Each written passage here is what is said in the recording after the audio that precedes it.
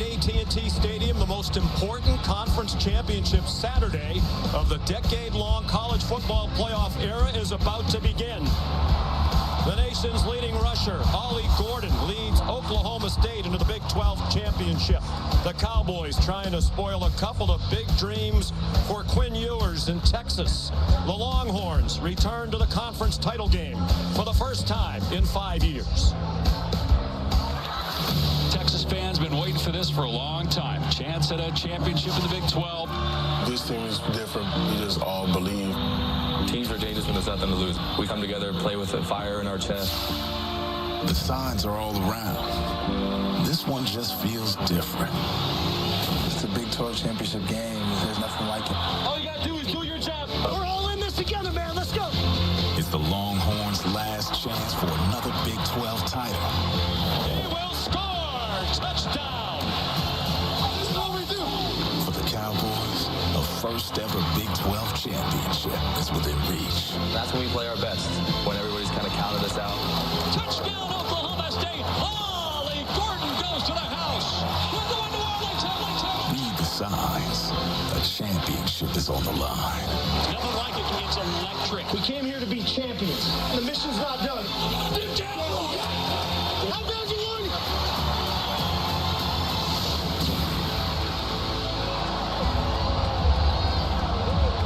Welcome, everyone, to Arlington, Texas, and the Dr. Pepper Big 12 championship game.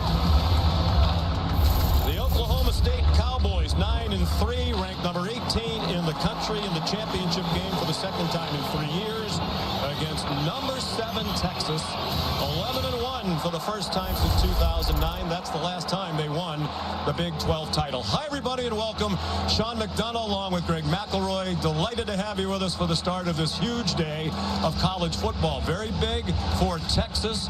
Greg, the Longhorns trying to have one last opportunity at this conference championship in their 28th and last year in the Big 12. And beyond that, a win today, and they are still alive with their hopes for the college football playoff. If they lose, they're going to be out.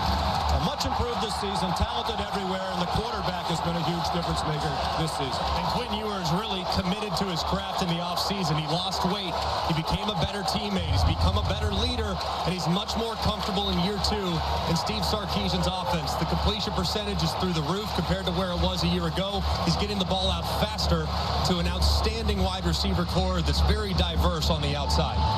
It has been a very interesting season in Stillwater. The Cowboys started the year 2-2, and then they made a very good decision to start handing the ball with great regularity to Ollie Gordon.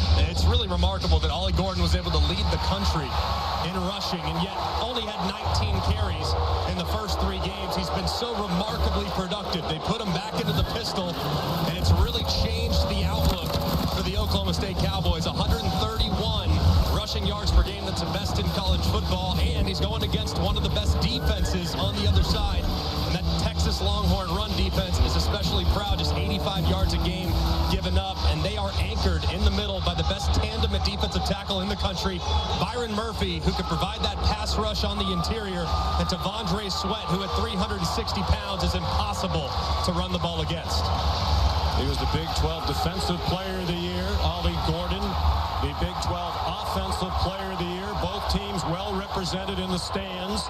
It's about a 3-hour drive from the Texas campus in Austin, about 4 hours from Stillwater, as the Cowboys take the field. They've won one Big 12 title. The conference goes back to 1996. It was in 2011 when they didn't play a championship game. They were the regular season champs. And now Texas trying to win its 4th in 28 years in the Big 12. The kickoff in a moment.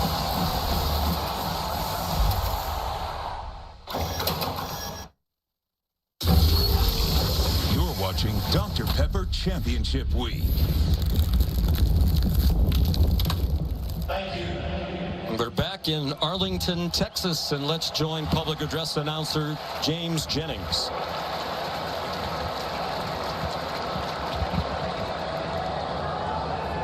And now, ladies and gentlemen, at this time, as we honor America, please join Warner Records platinum-selling recording artist Warren Siders in the singing of our national anthem.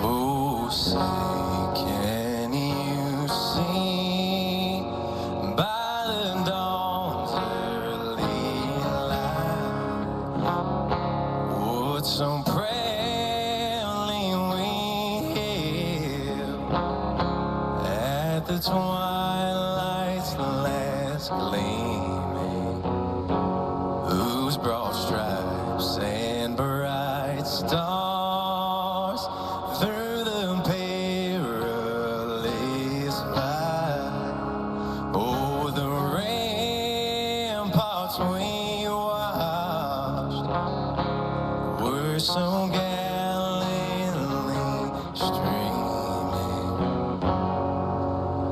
and the rockets regular, the bombs bursting in air, gave proof through the night that our flag was still there. Oh, say does that star-spangled banner yet wave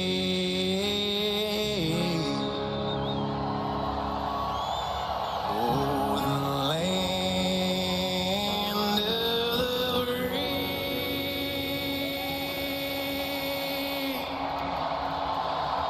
and the home of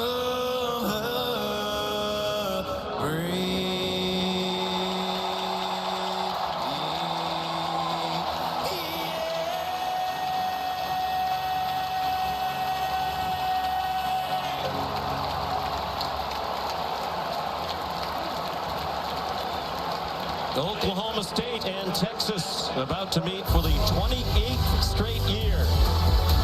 Who knows when they'll meet again? Today they play for a championship. Back with the kickoff from Arlington, Texas in a moment. On ESPN as we continue Jim Valvano's fight against cancer. Texas Longhorns hoping for a conference championship today, get into the college football playoff and have a chance to win a national championship. You saw Vince Young, he was the quarterback the last time they won the national title in 2005. Alan Bowman is the Oklahoma State quarterback, and he'll have the ball first as Texas won the toss and deferred. So the Longhorns will kick it off to Mike Gundy's team, 9-3.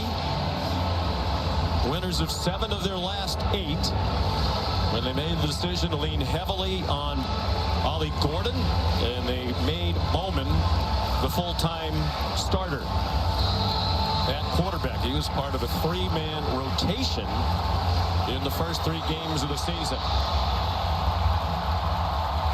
It's usually close when these two teams get together. Oklahoma State has won the last 2 in each of the last 2 regular seasons. They didn't play in this regular season. Will Stone kicks off. And Brennan Presley's going to try to return it. And went down just shy of the 25. Here's Molly McGrath. Well, Sean, Oklahoma State last played in this game in 2021 and lost by a matter of inches on a failed 4th down dive. And veteran wide receiver and return man Brennan Presley called that loss a nightmare. Told us he still can't watch that final play to this day, calling it gut-wrenching. But Presley made sure to point to that missed opportunity to motivate his teammates to lock in, fight for every inch, because the small details could be the difference between a title or a lot of sleepless nights. And Mike Gundy admitted that loss keeps him up at night. He will never get over it, but a win today will help, guys. And back then, they were the team hoping to get into the college football playoff with a win and came up literally inches short. Bowman on first down. Content just to fire it away as he was under immediate pressure from Baron Sorrell. Part of an outstanding defensive front for Texas. Bowman's going to have to be great today. This Texas defense is going to sell out against the run. They do have a couple liabilities in the back end, but Bowman has been very solid up until the last 3 weeks with his decision-making. 6 interceptions in the last 3 games. He's got to be smart today. And when you asked the coaches for Oklahoma State who has to play great in the game, they said Alan Bowman. In his first year at Oklahoma State, 23 years old, started out at Texas Tech, 3 years there. The last 2 at Michigan, where he was a backup. Throws it over the middle. Incomplete, trying to get it to Brennan Presley, their leading receiver.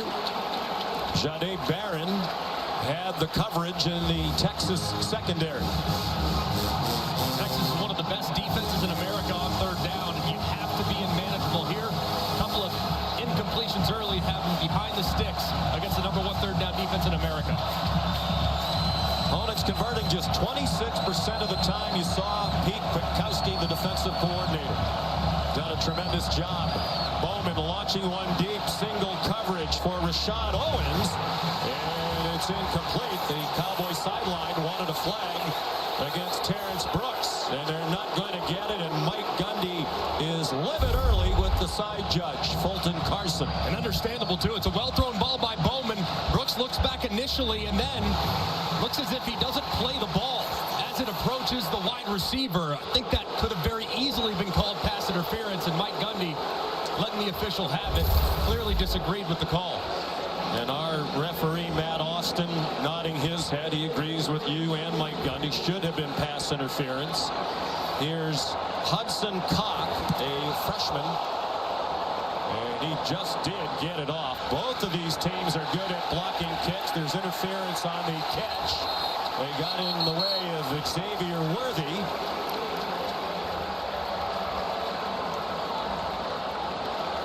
The referee is Derek Anderson, and unfortunately his crew is already in the spotlight less than a minute in.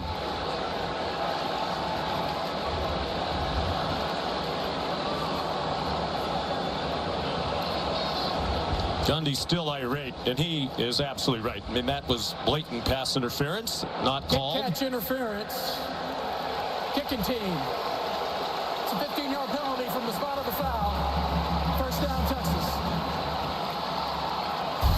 Worthy's an elite return man.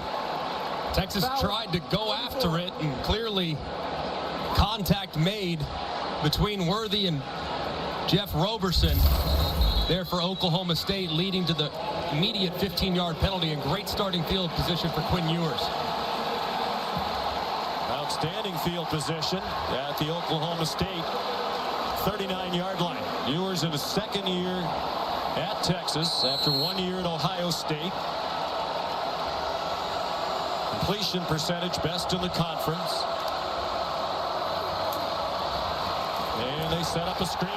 C.J. Baxter, the true freshman running back, weaves his way down near the 20.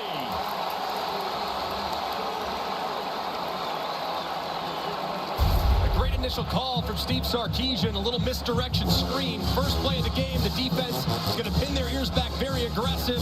They're coming after it. Quinn Ewers buys just enough time to find Baxter on the screen for a nice opening game. 17 yards. Baxter, the leading running back now, with Jonathan Brooks out due to injury. Keelan Robinson ahead for a couple.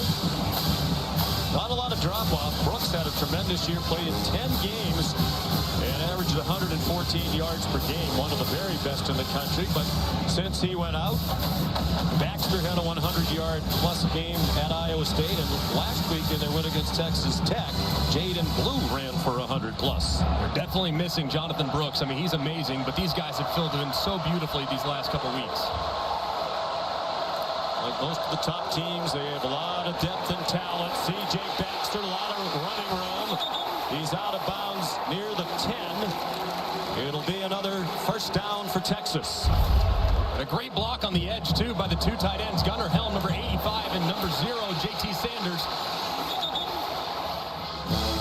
Basically capturing the outside shoulder and allowing Baxter to the edge. Ewers throws it, and open in the end zone. Touchdown, Texas. And Mitchell.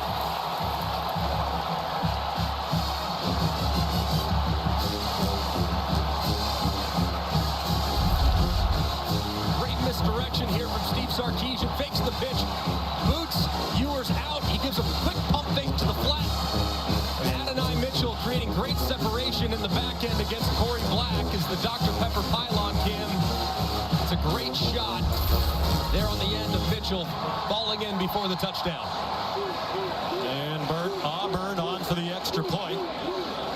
Boy, Mitchell has a knack for coming up big in big games. He did it at Georgia, and he's done it at Texas. Couldn't have started much better for the Longhorns. They're up 7-0. Just more than 2 minutes gone by.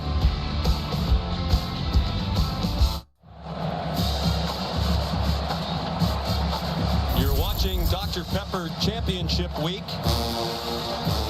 And it's the Dr. Pepper Big 12 Championship.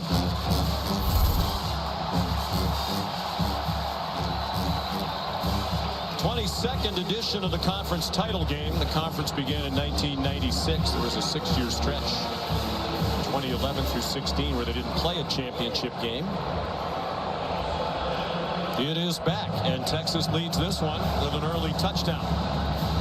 Neither one of these kickers has a big leg in terms of touchbacks. They faked the reverse on the kickoff return, and it's Presley across the 25.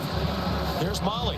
Well, Sean, you can tell Cowboys running back Ollie Gordon is fired up today. He came off the sideline, pumped up their wide receivers, talked to them about their run blocking, and then went individually to each offensive lineman. And he's been a leader on the sidelines. He's from nearby Fort Worth. His mom said he has around 200 people here today. He has high school teammates, family, and friends, and you can tell he wants to show off, guys. They did not give it to him on the opening possession. They threw 3 passes, all of them incomplete by Alan Bowman. So he gets the call for the first time and gets stopped after a gain of 2. A lot of his success this year has come out of the pistol formation. That was something they really implemented and dove into after the first 3 games of the year, and he has just completely taken off. They simplified their run schemes. They only run about 4. There are variations to the run schemes, but they're a less is more type of approach, and it's been very successful this year. As part of a 3-man rotation with Jaden Nixon and Elijah Collins at the start of the year. He gets some running room and gets chopped down just beyond the first down marker by the freshman Malik Muhammad. A gain of 9 and the first down of the day for Oklahoma State. And Mike Gundy said they like the pistol because it allows Gordon directly behind the quarterback to see tackle to tackle. He has a great knack for the cutbacks. We saw that last week in the rousing come from behind win against BYU. He's also an excellent receiver. That's his 34th catch of the year, and he's swung down by Jalen Ford, the outstanding linebacker. Gordon going to the sideline now after he was slow to get up. And they have a big problem. We mentioned Nixon and Collins were sharing time with him early. Neither one of them are here. So the backup running back is Sessi Bailahi, who's had 4 carries all year. He's a freshman, number 20, and he has the catch. His first reception of the year. Collins has been out for a while. Nixon played last week, and it was announced just prior to the game that he wouldn't go today. So a surprise on the field. It's Bailahi. And if Gordon can't return, the chance is remarkably slim for Oklahoma State to pull off the upset today. They're already a 2-touchdown underdog. Leon Johnson, the motion man on 3rd and 6. Quick pass broken up. Intended for Brennan Presley. Malik Muhammad, the freshman who's been getting better every week. Great coverage here from Muhammad. Presley's the go-to guy on 3rd down. Muhammad recognizes the slant initially, a little contact at the top, but no problem whatsoever. Plays through the smaller Presley and breaks it up. That's well defended by the freshman. So it's Hudson Cock again, the freshman from Australia, who splits the punting time with Wes Paul. And a very dangerous return man, Xavier Worthy, back deep. And he makes a fair catch at the 16-yard line. 42-yard punt. 7-0 Horns. Ewers and the offense back on the field after this. The Dr. Pepper Big 12 Championship is brought to you by Dr. Pepper, the one fans deserve. And Taco Bell. Download the Taco Bell app and vote for this month's Live Más Student section. Time lapse from yesterday took him about 5 hours to put the logos on the field after the Dallas Cowboys had a home game here. Very exciting home game here Thursday night against Seattle. In the home of the Cowboys and the home of the Dr. Pepper Big 12 Championship since 2009. Quinn Ewers 3 for 3 on their opening drive. They took advantage of a short field. Threw for 37 yards, and the touchdown is 18th of the year. Against a three-man rush, and he lobs it out to Xavier Worthy. He may go, and they trip him up from behind. Saving a touchdown was Nick Martin, the linebacker, showing his speed. They get a bit of a rub by Cutter Helm as he gets a piece of Xavier Benson, who's trying to be in coverage there in the flat. Worthy turns the corner and makes a big play, and a shoestring tackle there at the end by Nicholas Martin, the leading tackler. And he ran down a speedy receiver. Worthy came out of the game a couple of times last week against Texas Tech with a lower body injury, but didn't seem hampered at all. On that 56-yard play, C.J. Baxter stopped for no gain. Here's Molly. Well, Sean, Oklahoma State corner Corey Black limped off to the locker room. He was walking unsteadily. I'm told he's doubtful to return to the Cowboys without one of their best cover corners early in this game. A starter, senior in his 50th career game. Blocked a field goal here 2 years ago in the title game against Baylor.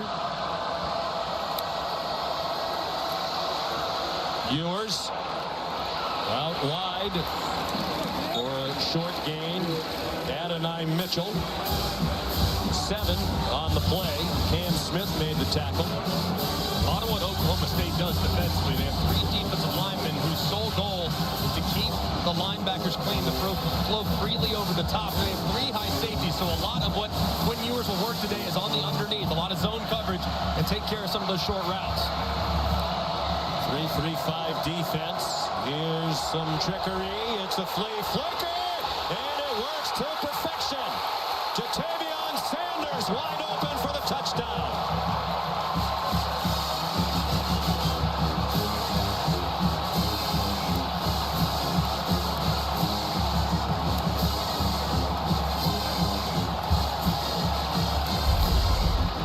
And Jatavion Sanders over here, he's just going to lately get out on the little wheel route after all the misdirection.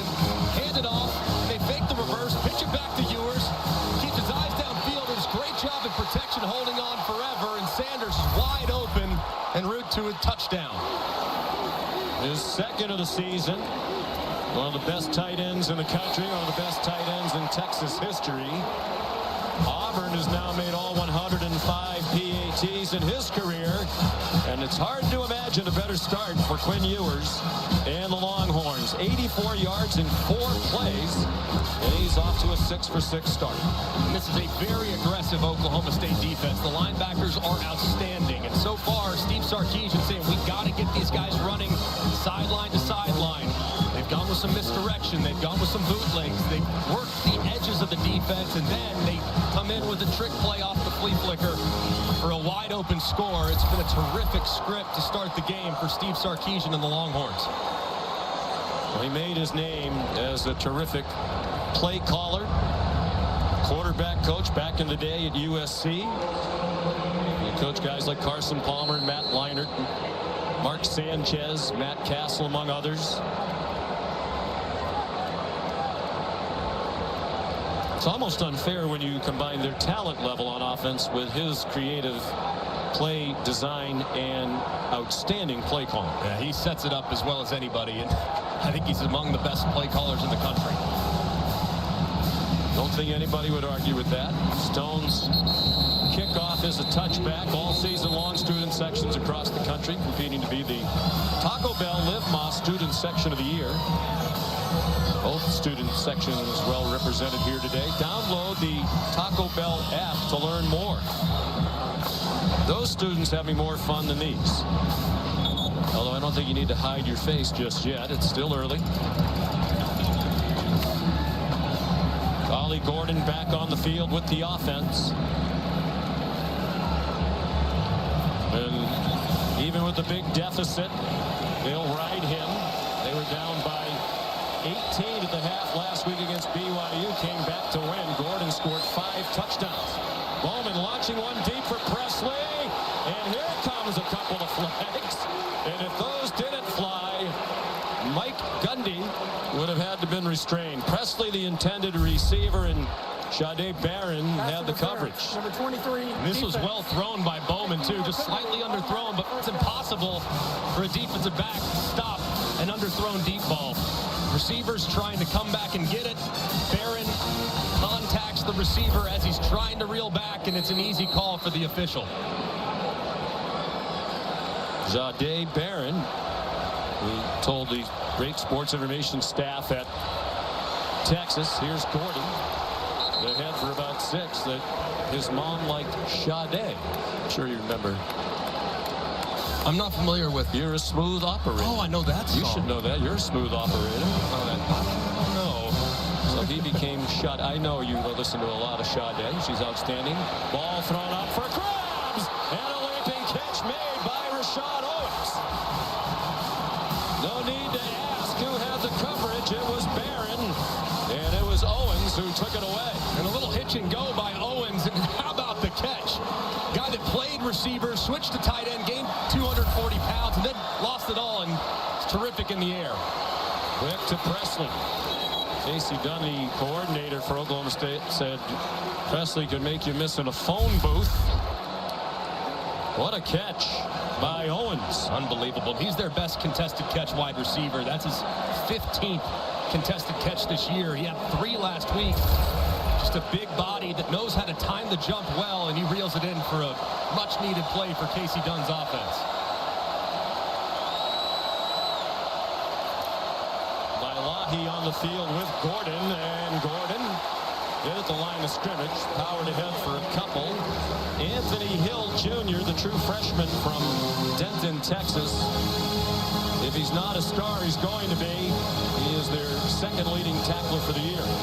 They have had 4 true freshmen step up at times this year. Hill's the best of the bunch, though, at linebacker. So athletic, can rush the passer on 3rd down, but a very bright future for many young stars on this Longhorn defense. 3rd down and 2. You'd have to think 4-down territory for Oklahoma State. That's backward to Vailahi, and he has the first down. Had 4 carries and no receptions all year.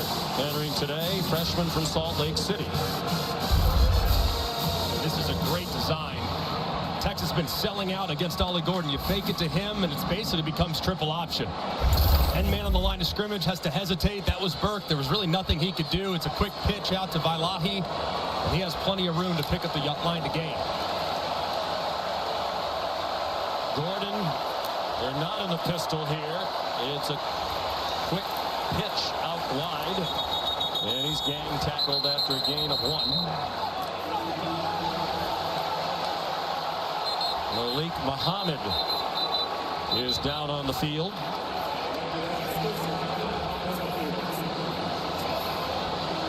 Freshman from nearby DeSoto, Texas, played high school football in Dallas. He's also a track standout. Timeout on the field for an injury.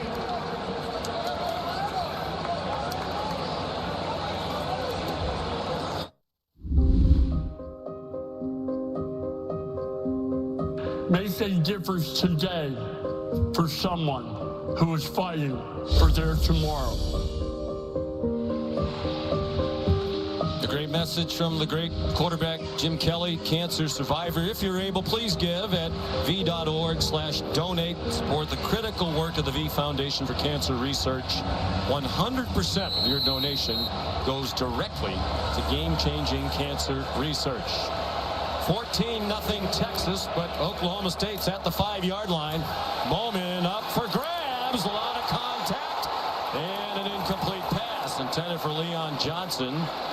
Gavin Holmes had the coverage. He came in for Malik Muhammad, so they went right after him. And doing so with Leon Johnson, who at 6'5" has really emerged as a threat in the red zone.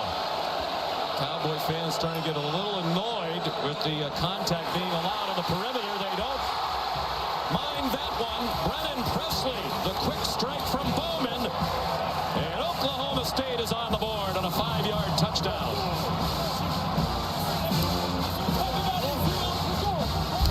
Great awareness from Bowman. He recognizes that these two defenders, they're too far inside and they're communicating. So he just knows that he can work that little zone right there immediately, gets it out so quick. And Presley's on the receiving end, taking advantage of Texas still trying to get lined up. They beat them with the snap, beat them with the throw. It's a nice pitch and catch for the touchdown. Logan Ward on for the extra point. Not their usual kicker, Alex Hale. So we'll dive into that. The extra point good by Ward. They go 75 yards in 8 plays. And Presley, the reception from Bowman.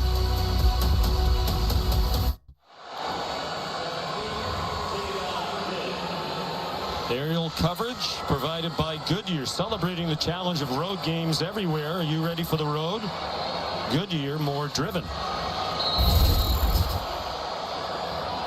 Roof closed at at&t Stadium. 53 degrees outside. Bright sunny day here in the Dallas-Fort Worth Metroplex. Ward kicks off. It's short and returnable for Keelan Robinson. They brought one back for a touchdown to open the second half last week against Texas Tech. That one goes for 15. Stopped by Dylan Smith. Texas 2 drives, 2 touchdowns to show for it. Steve Sarkisian taking advantage of the very athletic Oklahoma State defense. Some misdirection. Fake the sweep. Bootleg out to the right-hand side. Find A.D. Mitchell in the corner. And then a little reverse. Pitch it back to the flea flicker. J.T. Sanders, so patient. Staying along the line of scrimmage and then releasing at the perfect time. Good movement in the pocket from Quinn Ewers, and Steve Sarkisian's called a beautiful game so far. Just 8 plays, averaging about 15 yards a play here in their first 2 drives. Yeah, 8 plays, 123 yards for the Longhorn offense. Jaden Blue, the sophomore from Houston, who can really motor, ahead for 6 off a career high 121 last week against the Red Raiders. Coordinator Brian Nardo is going to have his hands full. He's got a really big interior 3 along the defensive line, but those linebackers so far being a little bit too aggressive, and Steve Sarkisian's taking advantage. 5 minutes to go, first quarter. 3rd possession for Texas. They've scored with ease on the first 2 drives. And they're going to keep doing that if men are wide open like Keelan Robinson.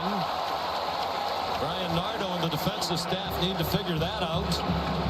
There's Nardo, the 38-year-old, first-year defensive coordinator at Oklahoma State. Came over from Gannon University, a D2 school in Erie, Pennsylvania. Mike Gundy has a knack for finding outstanding coaches no matter where they are. Put in the new defense, mirroring with some wrinkles what's been done at Iowa State and TCU in this conference. Out of the 3-3-5, here's Blue again. They continue to get yardage in big chunks. Trey Rucker stopped that one, but 12 more for Texas. And a great kick out here by the left guard, Hayden Connor. He goes and gets a piece of Colin Oliver, who's coming off the edge, gets just enough of him and blues out the gate. Jordan Whittington, nifty run, and then he slipped. There's a few too many maneuvers. Xavier Benson missed the tackle. Jonathan Brooks in street clothes for his ACL against TCU on November 11th and is missing his 3rd straight game. Ewers checks it down for Blue. And a late hit out of bounds. DJ McKinney. Don't think there's a flag. Boy, from here, it looked like it was out of bounds. It certainly did. It looks like he's on the white right there as the contact's initiated. It feels like he was out before that hit was delivered. So fortunate there for Oklahoma State that they didn't tack on half the distance to the goal after the hit. It appeared to be very late. McKinney is the redshirt freshman who came in for Corey Black, the starter, who went to the locker room and, as Molly reported, is not going to return. This time it was the Texas fans to ooh and ah about the officiating after they saw the replay. And you cannot miss a replay in this stadium. The screen overhead is about as big as there is. I mean, look at that. And a lot of times you see people who actually have really good seats, Greg, but they're still looking up at the screen. I mean, you paid all that money to have a great view of the field. Yeah. The screen's got the gravitational pull that's comparable to the moon. I mean, I imagine that thing's making waves. It is enormous, 60-plus yards long, and very significant injury here as Xavier Benson, one of those elite linebackers for Oklahoma State, walks off with some help. He's a very important player. He was mammoth in their win in Bedlam against Oklahoma. 3 tackles for loss, forced a fumble, recovered one, was the conference defensive player of the week. Ewers 9 out of 9. Pressured for one of the few times and gets it off to Worthy. What looked like it might be a loss turns out to be about a 10-yard gain. Colin Oliver put the pressure on. He's an outstanding pass rusher, but he couldn't get Ewers on the ground. And this is a great job by Xavier Worthy, too. He doesn't know if he should block because Ewers might take off. Instead, he just holds up a half second, gives him the right shoulder, and Ewers delivers an accurate throw. Went for 9 yards. Here's Blue skipping his way inside the 10. It's an Oklahoma State defense that has given up 423 yards per game. That is second to last in the conference, ahead of only Houston. But as Brian Nardo said, they've made big plays when they've had to. They've been good enough to be a 9-3 team. Part of that is takeaways. 18 of them in the last 8 games. You have your hands full when you're trying to scheme against this Texas team. Yeah, they're going to have to make some plays and make some adjustments, too. And Brian Nardo has done that several times. He'll go from a 3-down front to a 4-down front and adjust. He's not afraid to trash the game plan if he's not having success. It's usually by moving number 30, Colin Oliver. He's been a defensive end and a linebacker to the end zone. And a flag thrown. Whittington, the intended receiver, the true freshman Dylan Smith, had him wrapped up. Pass interference, number 11, defense. That foul occurred in the end zone. The ball will be placed in the 2-yard line. Automatic first down. Tough situation here for Dylan Smith. He's head up, inside leverage against Whittington, who's such a big body receiver at 205 pounds, but plays much stronger than that. And you can see the left arm clearly draped around the waist of Whittington. That's a good call by the official. Byron Murphy came in as a blocker, and it's a touchdown. Thrown to Tavondre Sweat. Both star defensive tackles were on the field for Texas. And Sweat the catch for a 20-7 lead. Big fella. Let him eat at 362 pounds. A little goal line work. Spider 2-eye banana. And he reels it in and give it a Heisman pose. And they love it when the defensive player scores. Murphy had a touchdown catch earlier in the year against Wyoming. Auburn the extra point. We talk about the creativity of Steve Sarkisian. And they have hit Murphy in the flat multiple times this year. This time they put the big fella Sweat in there. He runs the corner. I would like the route to be sold maybe just a little bit more. Not great at the top of the route to create the separation, but it was unnecessary. 360 pounds reeling it in. Soft hands and a little big boy dance as well.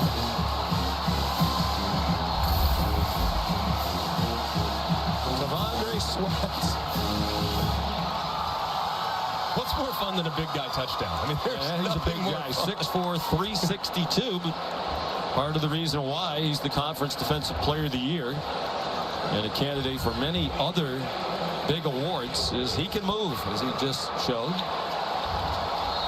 I guess when you're Byron Murphy and you've had one catch, you're still a very effective decoy, because they clearly were aware of him. And now there's no more bragging rights. I would imagine there in the D-tackle room, Murphy was able to kind of hold that over to Devondre Sweat's head for the last several weeks, and now they're even. Who gets the next one is the real question.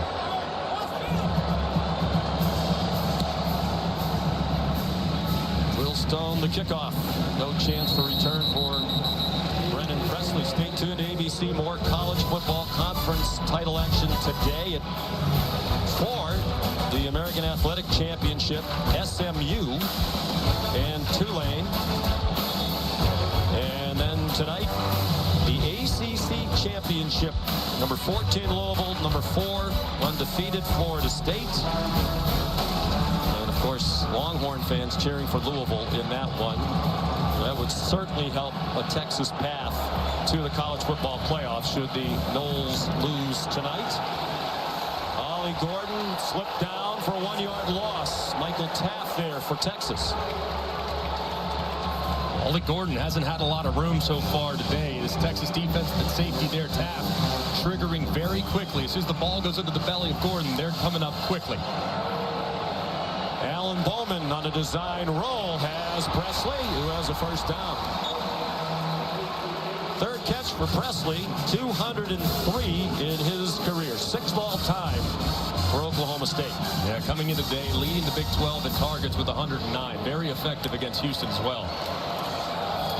After the fake to Gordon, the quick slant, a little too hot to handle for Presley. He might be their most important player today outside of Ollie Gordon. He's going to be in the slot. He's going to be working against one of the best cover guys that Texas has in Barron. He's got to win that matchup. They go with tempo. They throw a deep ball, and it's too long for an open Jaden Bray. He got behind the defense, but Bowman's throw was off target. And this is a throw you just have to make. The safety inside is keyed on Presley, who's running a post. You get another post over the top, and Bray just can't track it down as Bowman is so upset with himself, knowing those opportunities are few and far between, and you have to hit them when they present themselves. Malik Muhammad, who went off injured earlier, is back on the field. Brian Watts, who's been a starter much of the year at corner for Texas, is not even dressed. He aggravated a back injury last week against Texas Tech. 3rd and 10, final minute of the quarter. Bowman close to the line of scrimmage. Found a man for a first down into Texas territory. It's Ollie Gordon. That was a heck of a play by Ollie Gordon. Saw that his quarterback was under duress. He was in the middle of the field and took off for some open space. And Bowman, nearly approaching the line of scrimmage, gets it out just in time for another nice completion. It's Bowman's dad, Kirk Bowman, in attendance. 4-year letterman at Penn State. 10 career catches, but a couple of them were incredibly important for the Penn State Nittany Lions. Leon Johnson, the intended target.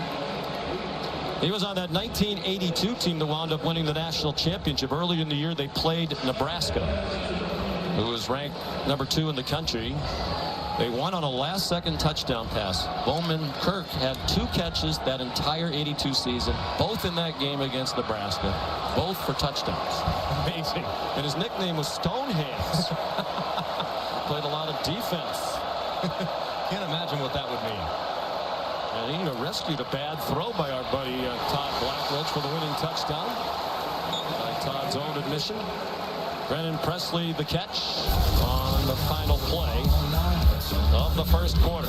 Texas impressive, trying to make a statement, perhaps, to the committee. More importantly, trying to win a conference title. Back after this message and a word from our ABC stations.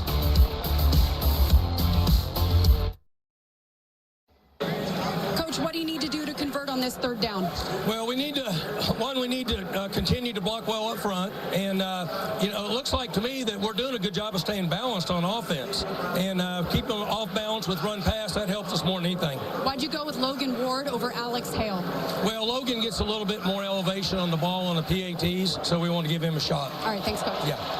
Well, here is that 3rd down and 4, probably 4 down territory. Bowman just throws it up for grabs, and it is intercepted. He threw it into triple coverage. Keaton Crawford picked it off.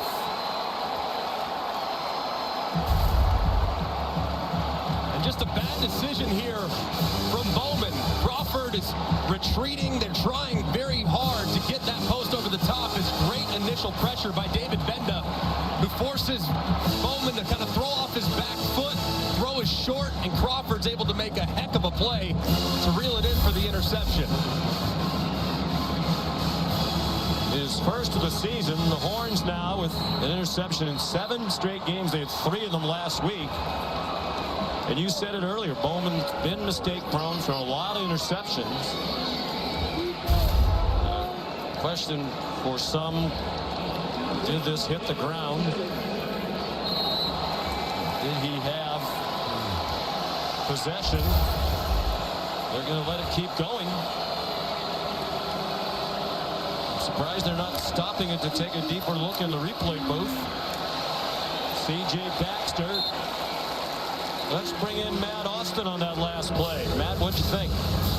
Yeah, Sean, from the first couple replays I saw, I thought it was a good interception, but that last one looked like the ball definitely touched the ground, and then as he rolled over, you looked like he was still moving pretty good in his hands, so I'm surprised they didn't take a look at this also. Yeah, does he have firm control all the way through? Twisting around there. Sanders spins away, has a first down. At the very least, why wouldn't they stop the play to take a closer look at it? You have to stop it there. I mean, it's too impactful a play. Plus territory, 3rd down, potential 4 down territory for Oklahoma State. I mean, just to take another look to be sure. Texas was able to get the snap off in time, but that was a missed opportunity, it feels like, from the officials. Sean McDonough, Greg McElroy, Molly McGrath, our officiating expert, Matt Austin. Yeah, that's perplexing. At least stop it, even if they wind up upholding call on the field. It certainly wasn't obvious that it was a catch. Long throw, that one put up for grabs by Ewers, and a diving attempt by Cam Smith, who couldn't come up with it. As the first incompletion now for Ewers. He's 12 out of 13. Just a little greedy there from Quinn Ewers. It's well played by Cam Smith, who cut off the post, and if he had kept his feet, he might have been able to reel that in.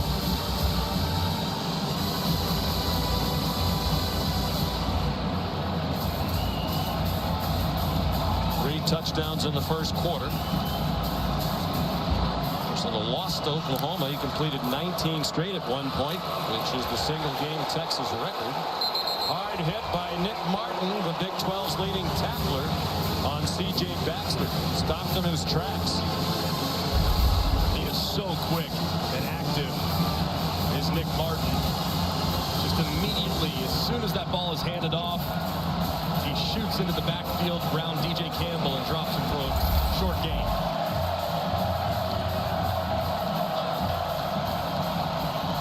And Oklahoma State get a stop for the first time today. They rush 4.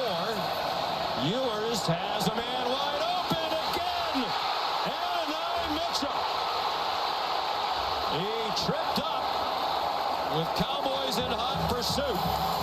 He stumbled and went down inside the 20-yard line, but another huge play for the Horns, 63 yards. And this was an incredible route and so well timed by Quinn Ewers. He threw the ball initially as A.D. Mitchell was bending on the out, and then he turns upfield, hits him right in stride, does not allow the defense to recover, and it's another big play for the Horns. Their 8th already of 12 yards or more. Whittington down shy of the 10. Cale Smith made the tackle. Everything working for Steve Sarkisian in his 3rd year as head coach at Texas. 5-7 2 years ago, 8-5 last season. And now 11-1. 11 wins for the first time since 09. The last time they won the Big 12. And on to play for the national championship. Hoping it's the same script this year. Baxter fought his way into the end zone. Colin Oliver couldn't get him down.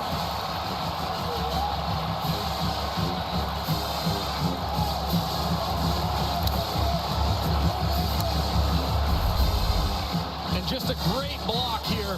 Watch number 78, Kelvin Banks. He initiates contact with number 1 Benson and just buries him. Celebrates after the fact as well. Well earned, too. That was a big collision that sprung Baxter for the touchdown. Just an excellent drive from the Longhorns. 95 yards in just 3 minutes and 7 plays. Extra point good by Auburn. C.J. Baxter with the first rushing touchdown of the day for Texas, set up by the Keaton Crawford interception. And then Baxter. And that's one of their best on defense, Oliver, who couldn't corral him. Let's take a look at today's Dr. Pepper Player Spotlight. It's Quinn Ewers, and his maturity is on display on one play. Ball is out right now. Ball is released from his hand, and A.D. Mitchell has yet to even uncover at this point. That's anticipation, that's growth, that's maturity, and it was on display on the big play a moment ago. Kickoff brought back by Brennan Presley, 17 yards. So Ewers already 14 for 15 for 244 and 3 touchdowns. They've averaged over 12 yards per play. They've had 4 possessions. All of them have ended in the end zone. Huge difference for Ewers after last year, an okay first season in Austin. He got in much better shape. He developed much closer relationships with his teammates, became a team leader, got deeper in his faith, and he has been a much better player this season. A huge reason why they're 11-1. Ollie Gordon straight ahead for about 4. This is an advanced system for quarterbacks, too. And we talked to Steve Sarkisian. Last year, he was kind of just playing on talent alone and had to take the next step with his professionalism. And he's done that. He's really studied. He's really understands tendencies and trusts the receivers to make plays for him. And the results have been staggering. Gordon, a hard-earned 2 yards. Byron Murphy there for the Texas defense.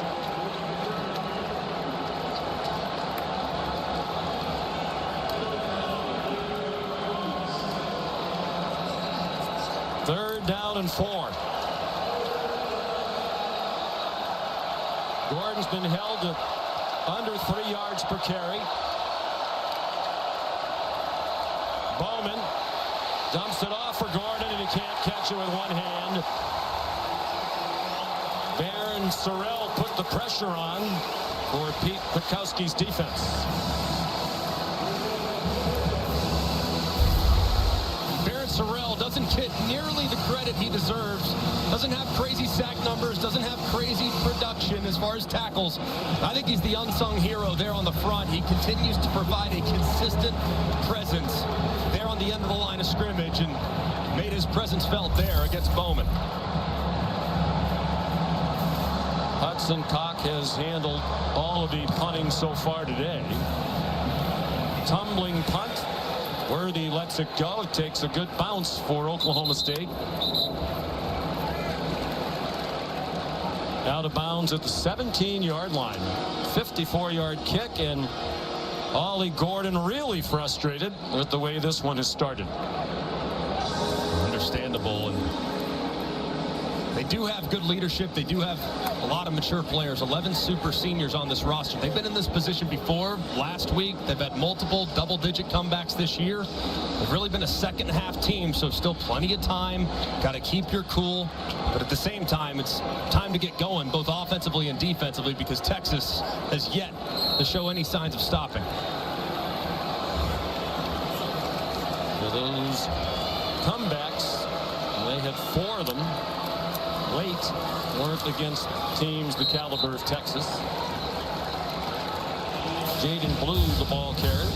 And who would have thought they would have been here when they lost to South Alabama at home in week 3, 33-7.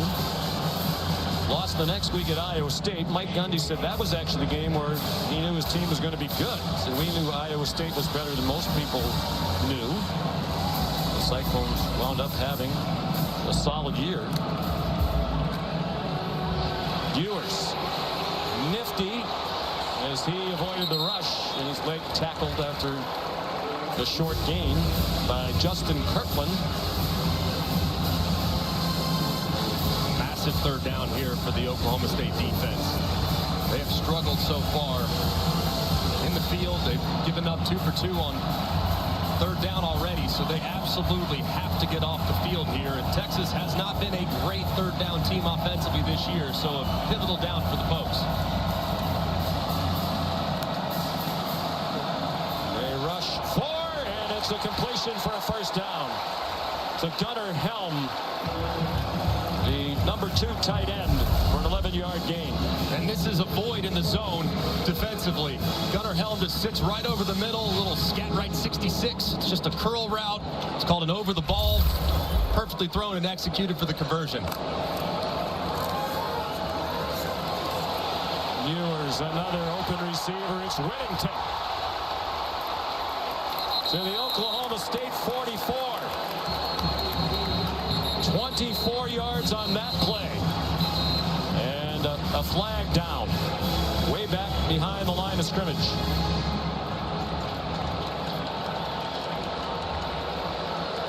Holding, number 70, offense. It's a 10-yard penalty. Replay, first down. Christian Jones, the right tackle, playing his 47th career start. And he's engaged on the end of the line of scrimmage with Oliver, who's got great quickness. Beats him initially around the edge. You see the right arm there of Jones up around the shoulder pad and helmet neck area of Oliver. The official was right there, made the call, and that was a massive one in favor of the Pokes.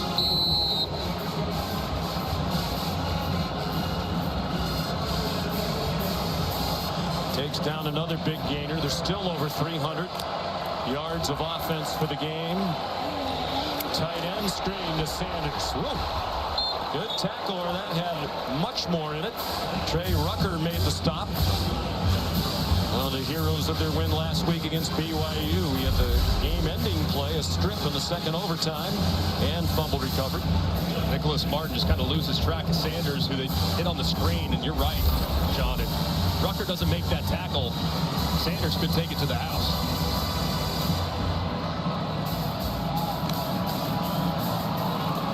Blue in trouble, and one down for a loss.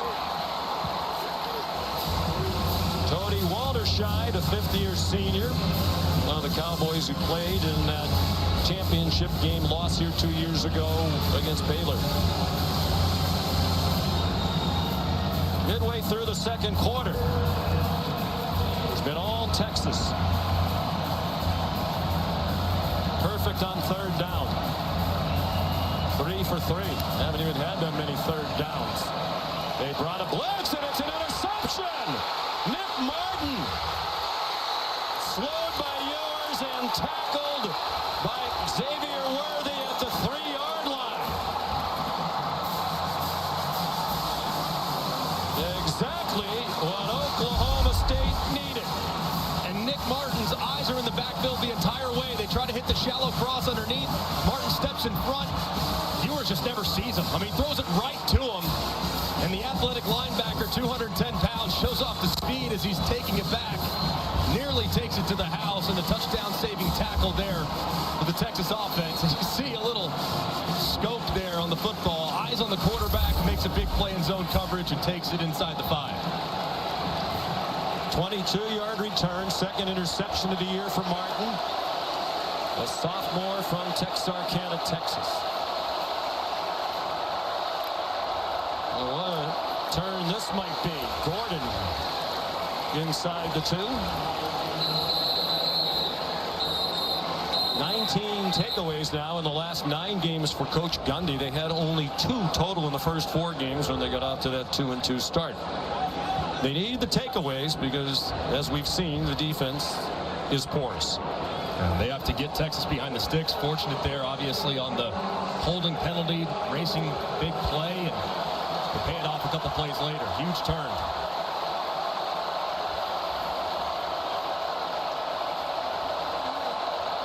Shift 3 players, including Gordon, wide to the right. Design run for Bowman, it seemed, and they weren't full. Byron Murphy made the tackle. There's also a flag down along the near side of the line of scrimmage. Prior to the snap, not all of the offense was set. This is a false start. Number 80, offense. It's a 5-yard penalty, second down. That's a killer. Try to go with a quick shift. And Bowman's got to look out and make sure everybody's set. I mean, he's the veteran, has been around for a long time. 23 years old. Had his number called, though, and he was anxious to run that quarterback draw into the end zone. But got to make sure your guys are set, because 5 yards in this part of the field is a backbreaker. Texas elected to take the penalty. 3rd and goal from the 1 would have been an option as well. Pressure on Bowman. Throws to the end zone for a touchdown. Rashad Owens. A 7-yard score.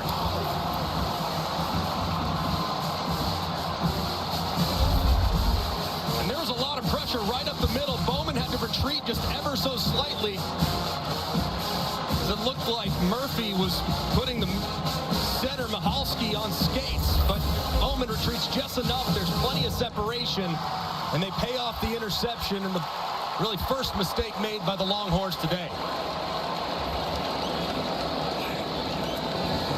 There's Logan Ward, who has not attempted a PAT or field goal as a Cowboy prior to today, but as Mike Gundy told Molly, Alex Hales had some low kicks at a PAT block last week. So Ollie Gordon fired up and now has reason for happiness instead of anger. Owens, his 2nd touchdown catch of the year. The Dr. Pepper Big 12 Championship is brought to you by Dr. Pepper, the one fans deserve. And Target. This holiday season, use Target Drive Up. It's fast, easy, and always free. Aerial coverage provided by Goodyear, road tested and game ready. Are you ready for the road? Goodyear, more driven. Texas Longhorns hoping the road continues into the college football playoff. They need a win today and some help in the conference championship games later on. A little less comfortable than they were moments ago after Ewers threw the interception and Oklahoma State capitalized to get back within 2 touchdowns. Keelan Robinson, the kickoff return, down short of the 20. Here's Kevin Nagandi. Sean, good afternoon. at&t keeping fans connected as we take a look at our multi-view, which is showcasing a bunch of great games here. You see the MAC championship right now. Miami of Ohio over on ESPN. A surprising 10-0 lead as the underdog against Toledo in the 2nd quarter. Syracuse trailing by 25 to Virginia over on ESPN2 on Hoops. And then the bottom part over on ESPN Plus, 2nd round of the FCS playoffs underway. Back to you. Great time of the year if you're a sports fan, including this championship Saturday in college football. After the fake, Ewers not on the same page with Adonai Mitchell. Ewers with 3 touchdown passes already. The record for most in a game in a Big 12 championship is 4, shared by Baker Mayfield of Oklahoma in 2017 against TCU, K-State's Eli Roberson in 2003 against Oklahoma. scored on their first 4 possessions, but then the interception. Even Robinson stopped short. Quinn Ewer's parents, Curtis and Kristen. He grew up a Longhorn fan. Did Quinn? We asked him the other day, what would it mean to be the quarterback who helps lead Texas to the first conference title since '09 and into the college football playoff for the first time? He said, it would be my dream come true.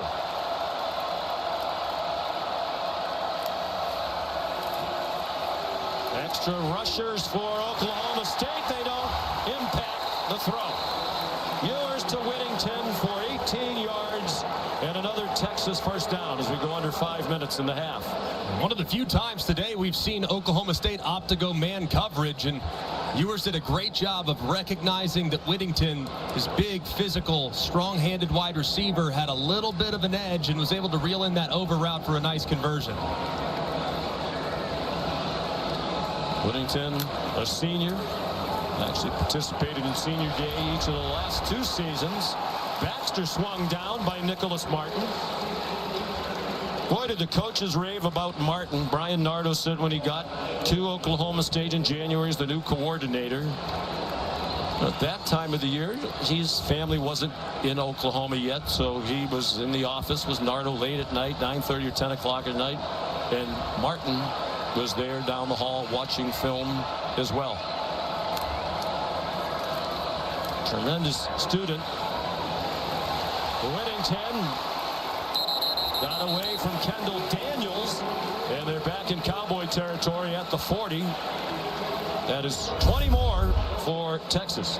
And that's such a difficult matchup for Daniels. Whittington, look at the route inside. I mean, steps way inside, fakes like he's going to run a slant or a post, breaks it to the outside. The ball is well timed by Ewers, and another big gain for the Longhorns.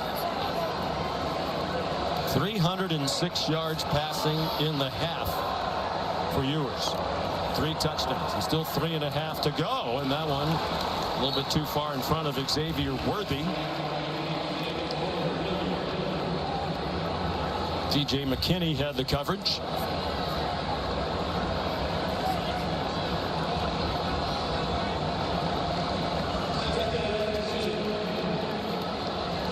Thrill for both of these quarterbacks. Both grew up within a half hour of this stadium. Both played here at the home of the Dallas Cowboys while in high school. A screen. Another tight end screen to Sanders. Another successful tight end screen, which takes them inside the 15 to the 14. Colin Clay ran him down. And a great job, too, by the left tackle, Kelvin Banks. He gets just enough of Trey Rucker to spring Sanders up into the open field, and he's so good after the catch. I mean, for a guy that's that big, 250 pounds nearly, to move that effortlessly side to side, he is a specimen. Such a difficult matchup for the Oklahoma State Cowboys. 6'4", 243, a junior from Denton, Texas, here in North Texas. Now it's Worthy's turn. Down the sideline, and he tried to run over Cameron Epps at the pylon.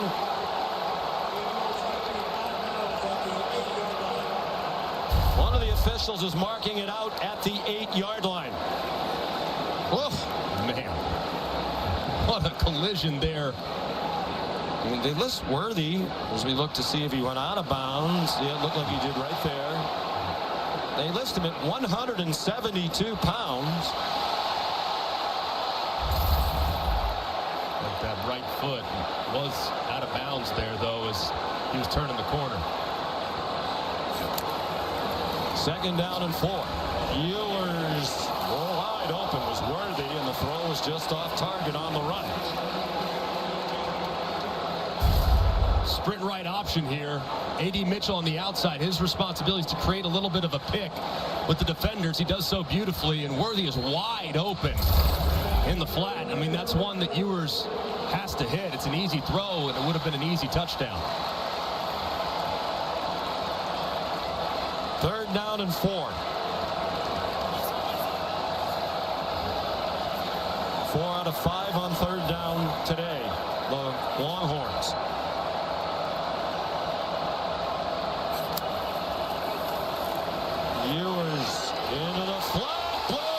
touchdown.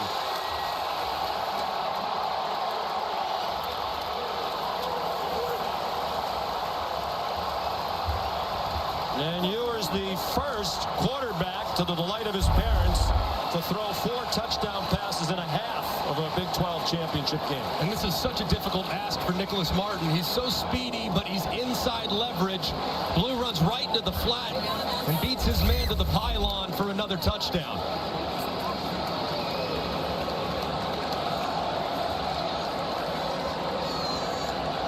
.346, the 5th most, and we're not even at halftime.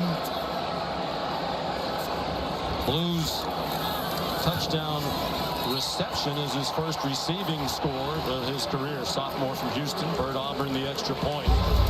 35 points in the half for Texas. This drive, 10 plays, 82 yards.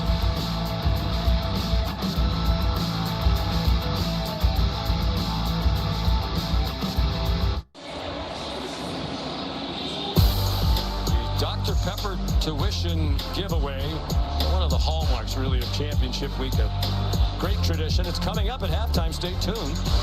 Watch 2 deserving students compete for a life-changing grand prize of $100,000 in tuition from Dr. Pepper. That'll get you through, what, 1 year and change in a lot of colleges? At Syracuse, for sure, right? Well, you know, you're paying for superior education. Getting your money's worth. Did you coach up these deserving students? I did not.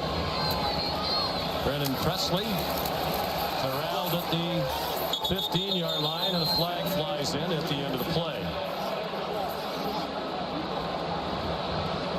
Maurice Blackwell in on the stop for Texas.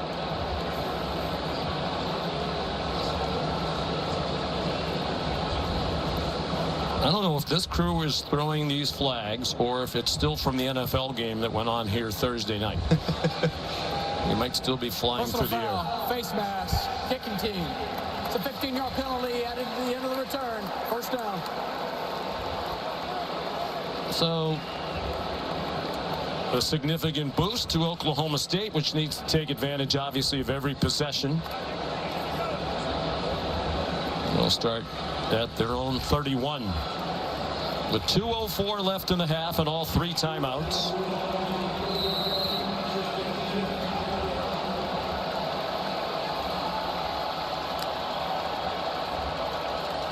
Bowman, after the fake to Gordon, throws, and a nice catch by Sesi Vailahi.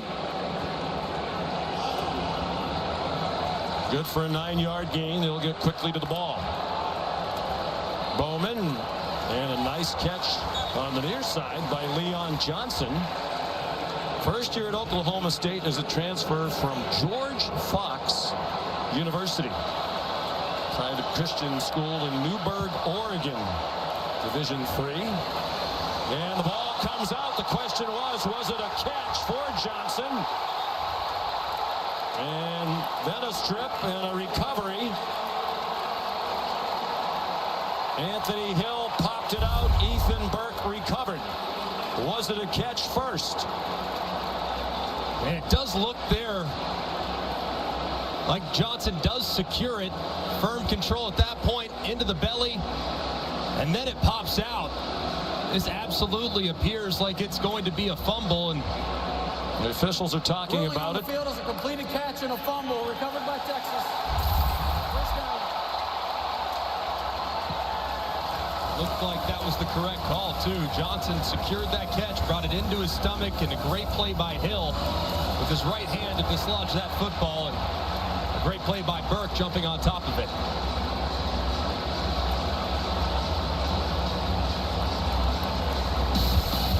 Chance for the Horns to add to their 21-point lead with 1:29 to go in the half. This weekend at Target, get 10% off Target gift cards with Target Circle. Scan the QR code on your screen or head to Target to get this gift card deal. Not a Circle member? Join for free on the Target app.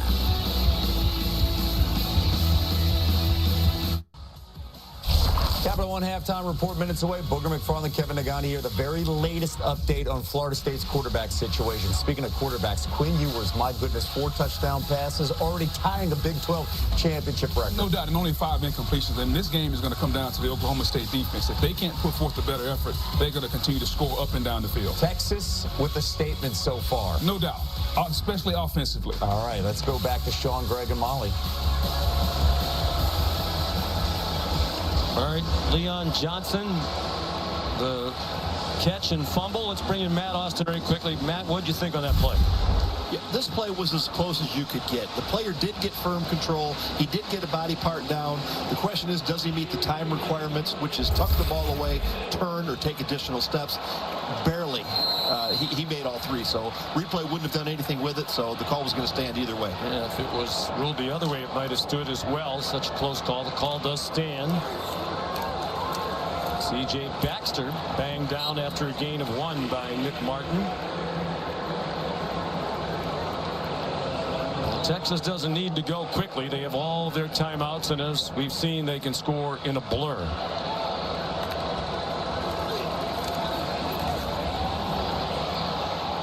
Ewers incomplete. All of their 5 touchdown drives have been 3 minutes 49 seconds or shorter. There's an opportunity here, though, in the event in which the clock is running and Texas is short of the line to gain. Oklahoma State might start to think about calling one of their timeouts, see if they can't swing a little momentum before the half. Mike Gundy in his 19th year as head coach at his alma mater, winning his coach in school history. Took the program to a whole nother level with what he's done. Here's another screen to the left. This time it's Baxter down the sideline. And they're going to mark him out, I believe, just short of the line to make. You see the official marking it 1 yard short of the line to gain, right in front of Steve Sarkisian, who does not hesitate. They're going to go for it on 4th down and 1.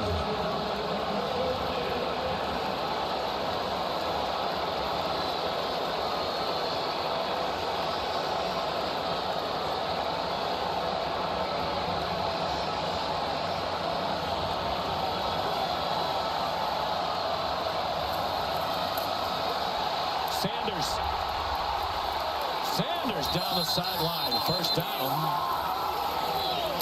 That was against the best 4th down defense in the country this season, Oklahoma State. 12-yard gain. And so many people have instituted that Bush push, the tush push, whatever you want to call it.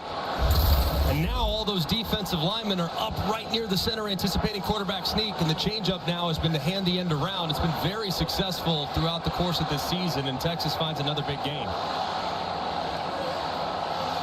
Just the 5th 4th down conversion against Oklahoma State all year. They came in at their opponents converting 17% of the time on 4th down, best in the country. Keelan Robinson. Took 3 Cowboys to get him on the ground, and the clock is running. And now a timeout. Timeout, Texas. This is their first of the half. It's a 30-second timeout. Game clock operator, please put 44 seconds on the game clock. Kick off your Week 13 NFL Sunday, a special 9 a.m. start time tomorrow with the Countdown crew on ESPN and the app. Of all the early breaking stories, injury updates, previews of every game. Then Monday Night Football, 8 p.m., Cincinnati and Jacksonville. Peyton and Eli have the Manning cast on ESPN2. About the Jags, 8-3, making their first appearance on Monday Night Football since 2011.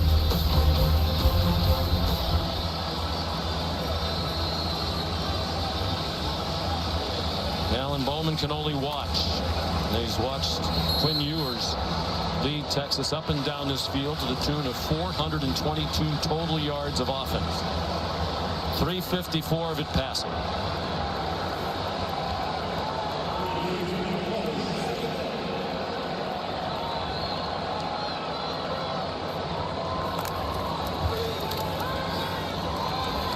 Ewers throws it away.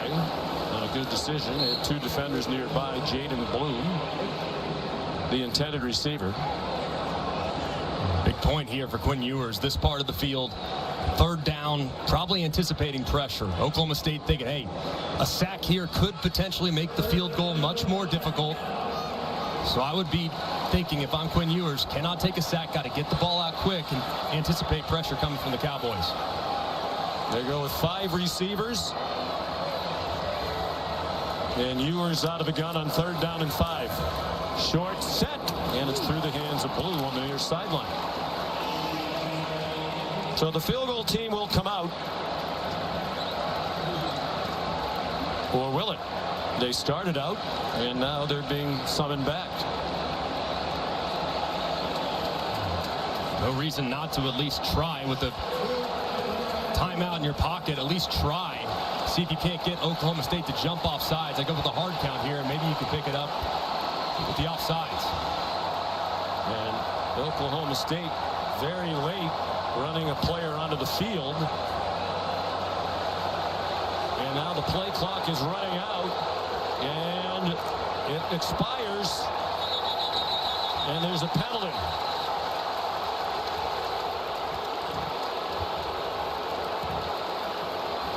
And I want to bring in Matt Austin because he had the foresight to talk to us about this before the game. Delay game, number 3, offense. The 5-yard penalty, 4th down. Matt, can you tell us what you said before the game? Coach Gundy is a master at the defensive substitution. When the offense substitutes late, he pushes the rule right to the edge of getting his substitute in early enough and then having the replaced player leave at just the right pace. This could just as easily have been a delay game on the defense for them not reacting promptly enough. And credit to you, Matt. You specifically mentioned that to us before the game. That's exactly what happened. So here is Bert Auburn, who's made 19 in a row, the school and conference record, and that streak is over. Wide left from 44 yards. Looked like a good snap, good hold, perfectly placed, and Auburn just hooks it a little bit to the left. Bringing to the end one of the great streaks in the sport by a kicker. And that delay of game penalty at the end of half, that's a big mistake by Steve Sarkisian. As he says, that's my fault. He's got to call timeout because who knows if that field goal's 5 yards closer, does it go between the uprights? It's a real question that we'll never know the answer to, but you can't take a delay of game penalty in that spot. Let's see how the Cowboys play it with all 3 of their timeouts left. They're going to try to throw it. Bowman was looking deep, checked it down to Ollie Gordon. Stopped by Hill. Very close to the line to gain the 9-yard gain. I mean, they're racing the line up. Why not use the timeout? There's only 11 seconds to go, and now they do. And the clock stopped on 17 seconds for a millisecond too. Very strange sequence there. It's almost as if everyone on the field thought he got the first down, but Game clock to 17 seconds. This will be a 30-second timeout. Now let's go back to that last sequence. Mike Gundy, give him credit. I mean, Matt talked about it. Here's the play clock running down in Texas. You know, this is a pretty late substitution. And now the Texas is about to line up. Only then does Oklahoma State start to substitute. And the umpire there is holding it as they run out Walter Sheed. And he's not in any hurry. Or is the guy he replaced, Goodlow. It's brilliant if he can get away with it. Genius. Well executed and saved him 3 points. Bowman facing a blitz. Took the outlet, and Gordon goes out of bounds. After about a 5-yard gain, it was Jahdae Barron, the blitzer. Can't imagine Texas will do anything other than play prevent defense here. I mean, 11 seconds left. Got to get at least 20, 30, 35 yards to have a chance at a field goal. So just got to keep it in front of you for the Longhorns. Alex Hale's long is 53. Bowman retreating and chewing up a lot of time. Left himself only 4 seconds and a 2-yard loss. And now the clock's at 3 seconds.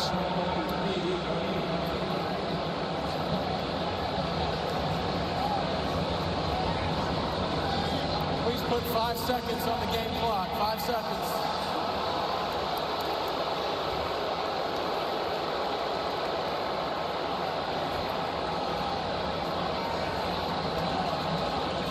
Well, what do? I don't think Bowman can throw it to the end zone from here. No, I mean, I always kind of think if you're this part of the field, the best player, the ball in her hands, hand it to Ollie Gordon, see what he might do with it. But they'll often just take the knee and conservatively take halftime. 49 combined points, the most in a half in Big 12 title game history. Texas had 422 yards of offense. Here's Molly. Coach, you failed to convert on 4th and 5 and then missed that field goal. What are your thoughts on that sequence? Total coach's error. That's all on me. I screwed that up. All right, well, Quinn... Easy answer. Better than last week for you. Thank you, Coach. And Quinn Ewers with over 350 yards passing. What have you seen from your quarterback in the first half? Well, I think we're giving him good protection, and he's seeing the field pretty well, and guys are making plays for him down the field. All right, thank you, Coach. Thanks, Molly. Sean.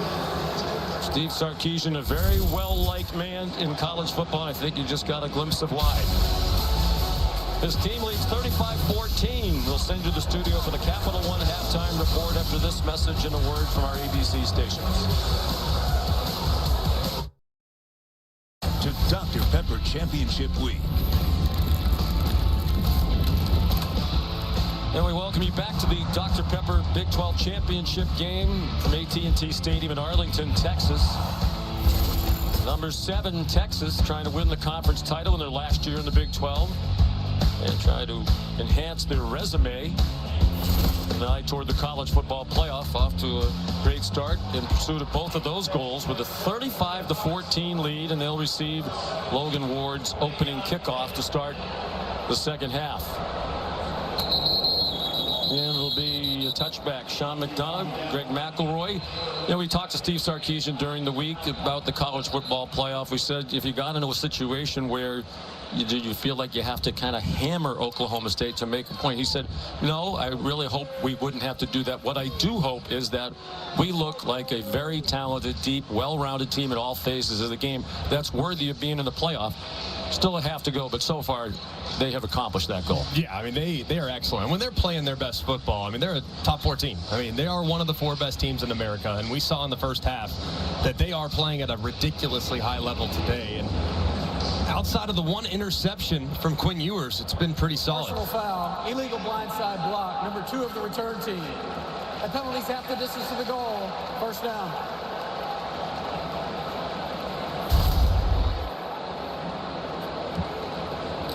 Right there. And that's a good call by the official, and a dangerous play, a big collision there on the return that they're trying to get out of the game.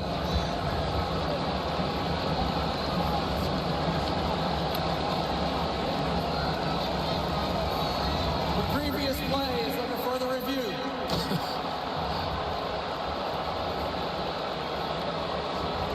Well, I've had a couple of opportunities to review other things that would have seemed to have been a bit more important than this.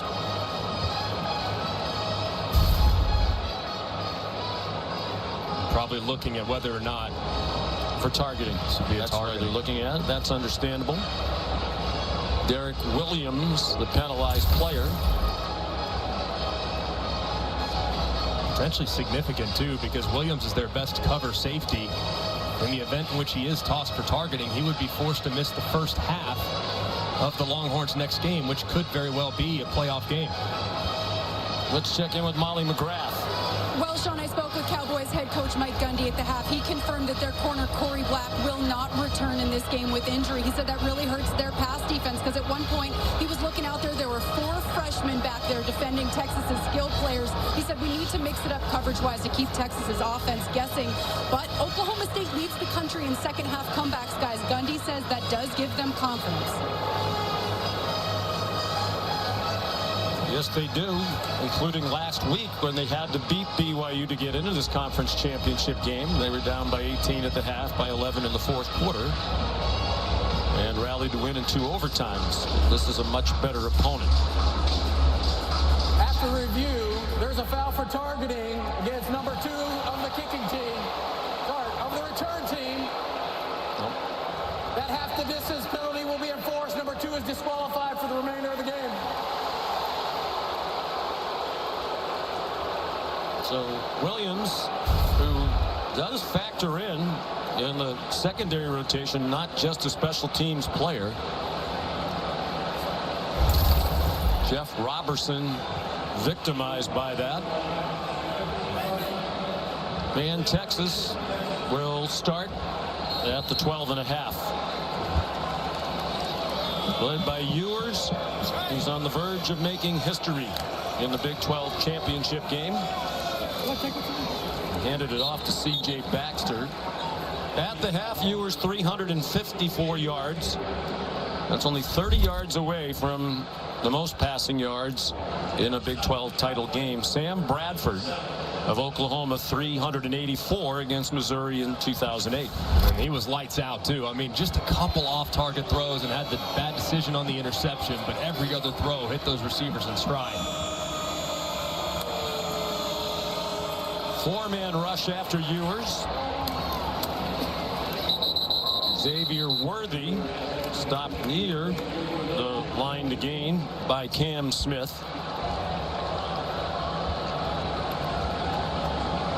He is short, and it's 3rd down and 1. Texas was 5 out of 8 on 3rd down in the first half. Baxter got enough for a new set of downs before he was driven back by Trey Rucker and Cam Smith. Baxter's a true freshman, highly recruited. Was actually their starting running back in the opener. Beat out Jonathan Brooks for that. First true freshman running back to start a season opener for Texas since Ricky Williams back in 1995. You've probably heard of him. All-time great, a very bright future for Baxter.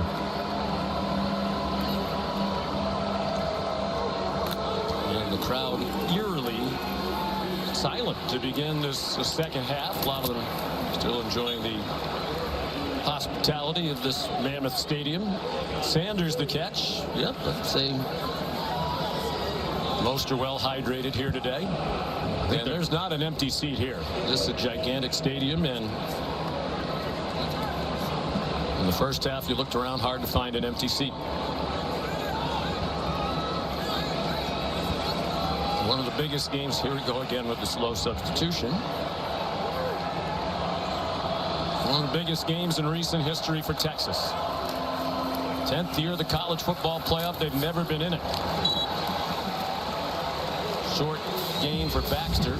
Again, there's a lot of football left to be played. But you'd have to think, they started number 7, obviously. Oregon took a second loss last night. They're out. Texas is now ahead of them. Ohio State is number 5. A win by Texas eliminates Ohio State. You'd have to think, right? Because of one loss, conference champion Texas, with a win at Alabama, certainly has a better resume than Ohio State. He has some nice wins. There's a flag before the snap. False start, number 4, offense. It's a 5-yard penalty, 3rd down. Let's take a look at today's college football playoff rankings, brought to you by at&t. It's the penultimate rankings. The final one will come tomorrow. We'll know the field of 4. No team outside of the top 6 in the second to last rankings has ever made it in. That's where Texas was. But there's certainly a path to make that a history. Nice catch by Blue.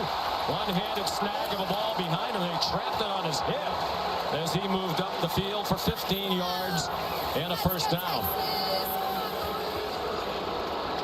And a great play by Quinn Ewers, too. Stepped up in the pocket, brought the defender up to him. That was Benson. Blue runs right around Benson, delivers it, and a great catch by Blue.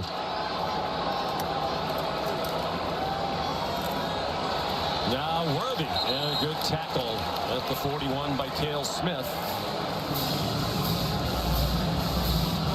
So to talk about the big picture for a moment, Washington's definitely in. Yes. So essentially starting today, with Oregon almost certainly out, you had 3 spots available and 6 teams still alive to do it.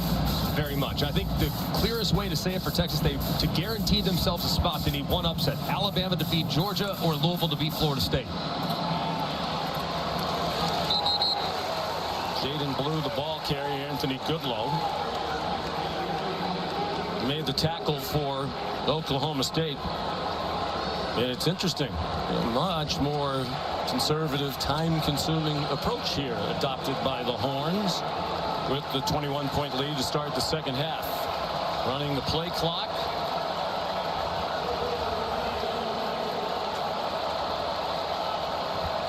Third down and 8. Ewers pressure immediately and sacked. Nathan Latu with the first sack of the day for the Cowboys for a 7-yard loss. And Latu does a great job running around the right guard, DJ Campbell. Campbell sets terribly, opens his shoulders, which allows Latu to run right around him. Ewers sees it, tries to escape, and Latu makes the play. 50-year senior from Salt Lake City. His twin brother Cameron played at Alabama with the 49ers. Big sack, his 3rd of the year. Here's Ryan Sanborn punting for the first time. Stanford transfer. Fielded on a hop by Brennan Presley. And sent out of bounds at the 23. You're watching Dr. Pepper Championship Week. The punt was 52, the return 10.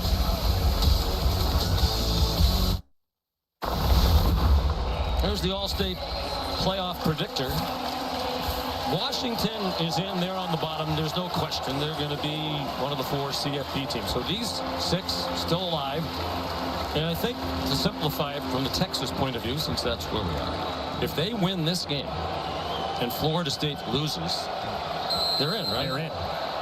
Louisville beats Florida State. Texas replaces them at the very least in the 4th spot, possibly the 3 spot if other chaos occurs. Ollie Gordon, the ball carrier. Of course, the thing that would create chaos is if Alabama does beat Georgia. If Georgia wins, they're in. Michigan wins, they're in. Florida State wins, I think they're in. Undefeated conference champion.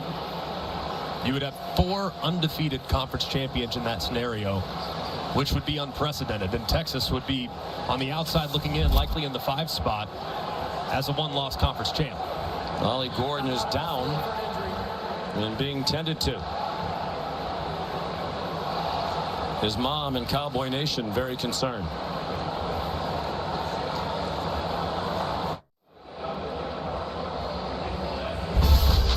The Dr. Pepper Big 12 Championship is brought to you by Dr. Pepper, the one fans deserve.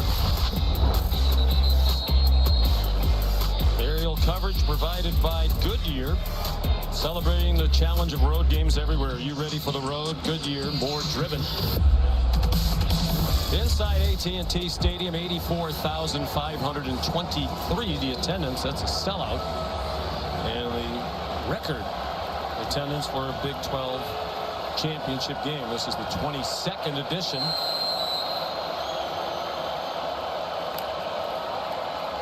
Alan Bowman comes out swinging. A nice run after the catch by Brennan Presley. Here's Molly McGrath. Sean, you saw Cowboys lead running back Ollie Gordon walk off gingerly. He ran back and forth on the sideline, told athletic training staff, it's not my ankle, it's the front of my shin. He stretched, went into medical tent, came back out. Looks like he's going to try to go, guys. It was a very quiet day. 8 100-yard rushing games in the last 9 since he became the featured back. Presley again. Another quality gain after he got 17 on the last. That one good for 8. Just a ton of cushion being played by Texas defensive backs, especially over the number 2 and 3 in the slot. Presley, there's nobody challenging that. And he's got Owens out in front, excuse me, to be able to secure the edge. Got to get up and be a little more aggressive to the trips formation.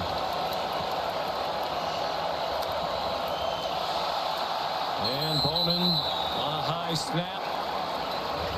Content just to make sure he had possession, but a loss back to the 38-yard line, -7. And this has been a problem all year long for Joe Michalski, the center. That one's high and hot. Had several that have been off the mark this year. He's their most consistent offensive lineman, but the snap accuracy has been a problem, and now they're behind the sticks. Gordon still watching from the sideline. Yeah, it is a veteran offensive line, and then some. All of them are at least in their 5th year. They go to the pistol.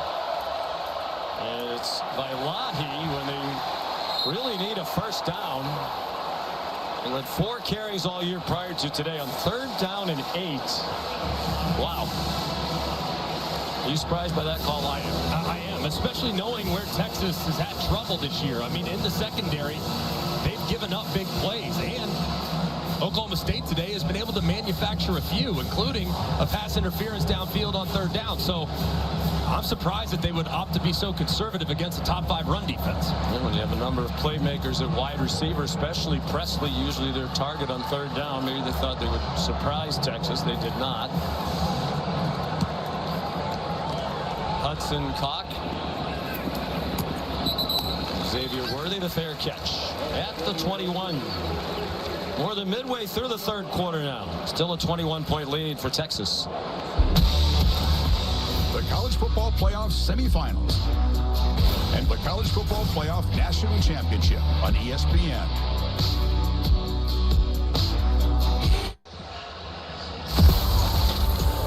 This season, All-State will celebrate every field goal and extra point made by participating universities by making a donation to the university's general scholarship fund. Thank you, All-State.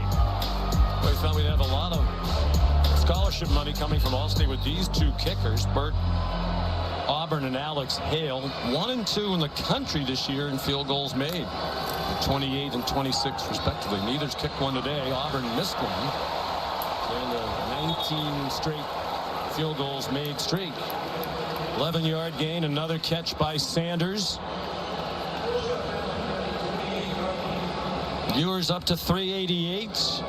That is his career high. His previous was 369 yards last year against Washington. It's also the Big 12 championship game record. Broke the mark that we showed you a moment ago, set by Sam Bradford. Jaden Blue has the first down. And clearly Texas content to go rope-a-dope right now with the 21-point lead. And no need to be in any hurry whatsoever at this point. Obviously, defense has been playing outstanding all game long, keeping Ollie Gordon in check, averaging under 3 yards a carry. So they're just going to methodically continue to move and take only necessary risks at this point. Ollie Gordon went to the Cowboys locker room. He has run back onto the field. Seemed to be moving well. Adonai Mitchell dropped for a loss by Cam Smith. Well, this approach has certainly helped the Oklahoma State defense improve. And they were creative in throwing it all over the field, deep and wide, and mixing in the run effectively in the first half. Oklahoma State had no answers. None. And even when they were in the right position, they couldn't bring the Texas receivers down in space. They had a very difficult time tackling in the first half. So they've played a little better here the first couple drives.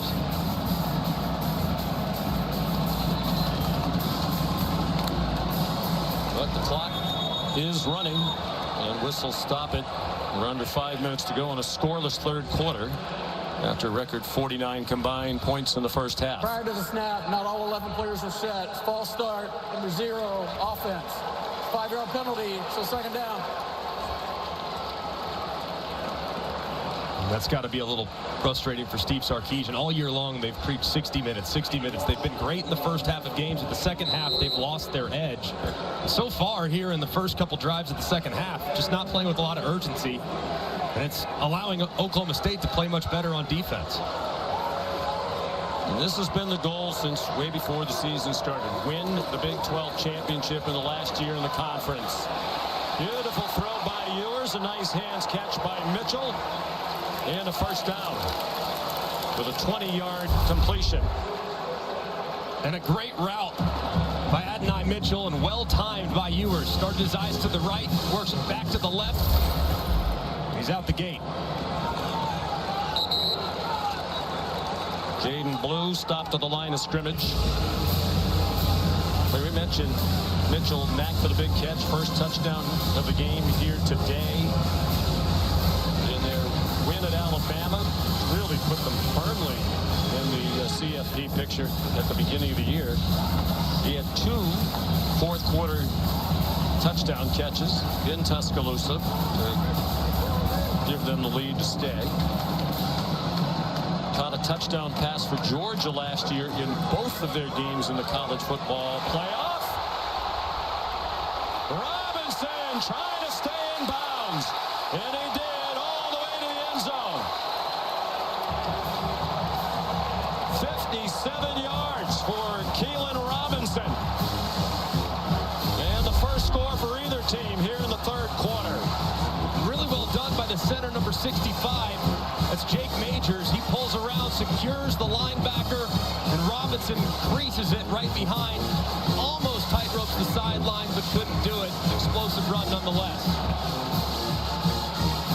Ooh, right there. It didn't look at that point like he stepped out. Just an incredible run there by Robinson. Taking a look at it to confirm the score in the replay booth. Great effort by Keelan Robinson. He's taken a bit of a back seat, some of the younger players, but showing off he still has tremendous playmaking ability in the open field. Transfer from Alabama.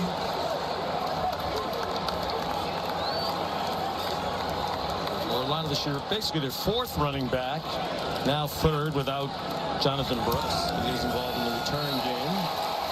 That's the 3rd play of 50 yards or more for Texas today. The extra point good by Bert Auburn.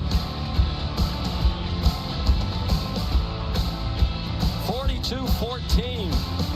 Texas knocking it out of the park in the Big 12 championship.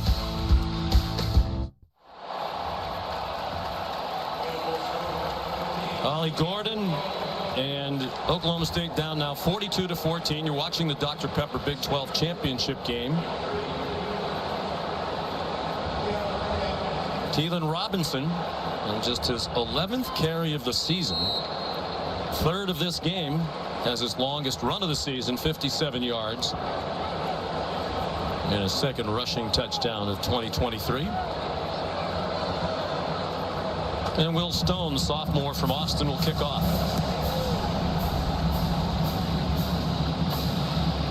Presley takes the knee. Now it's time for Greg's favorite time of the show, the Aflac trivia question. Mike Gundy has 102 wins in conference games in the Big 12. He's 165 wins. Only 2 coaches have more Big 12 conference game wins. I'm going to guess Bob Stoops is 1. Bill Snyder? Wow. I think you cheated. I did not. I was going to say Mac Brown, but I was trying to... You know, you pulled it off. You act like you didn't know. I promise I did. The dramatic pause. I mean, he's just there for so long. So long. So I would say you're right, but by law, I have to repeat. Here's the answer to the Aflac trivia question. So that'll be coming next. Set your DVR. Bowman to Presley. Got hit hard. The ball came out. For now, it looks like a catch and a fumble, and now they're waving it off as an incomplete pass. Jaron Thompson delivered the big hit, the senior from Lufkin, Texas.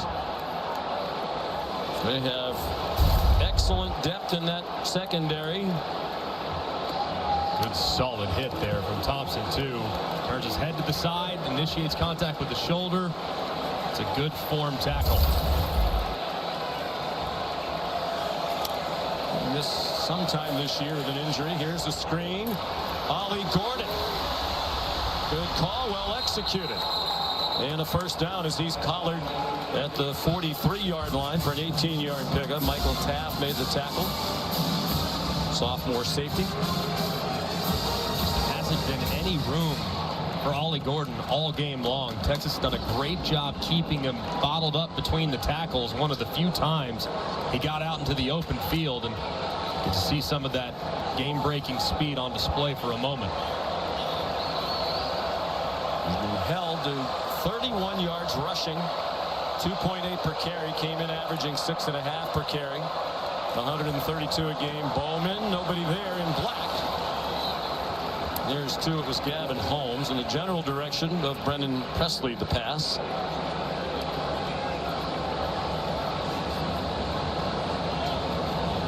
Do you think it's time to answer the Aflac trivia question? I think that'd be wonderful. I don't want you to go to jail because you didn't say the answer. I think I've sufficiently mentioned Aflac while enjoying a very tasty Dr. Pepper. I'm a resident of Fansville. Alan Bowman retreating and throwing it away. Well, let's see if America has faith in your answer. Here is the answer to the Aflac trivia question. Bob Stoops, 121. Bill Snyder, 104. Mike Gundy just two behind the legendary K-State coach. He's done a tremendous job. This is their second trip to the conference title game. Lost here 2 years ago. They did win it in 2011 when they had a huge season, went 12-1. Back when they didn't have a conference playoff game. Another screen, and it's batted away. They tried to go back to Gordon on the screen. Maurice Blackwell said, no way. And a great job by Blackwell. He's blitzing off the edge. He sees it immediately, reads out of the pressure, sits on Gordon, and breaks up the play. Has to be a thrill for him. He's right here in his hometown, Arlington, Texas, Martin High School.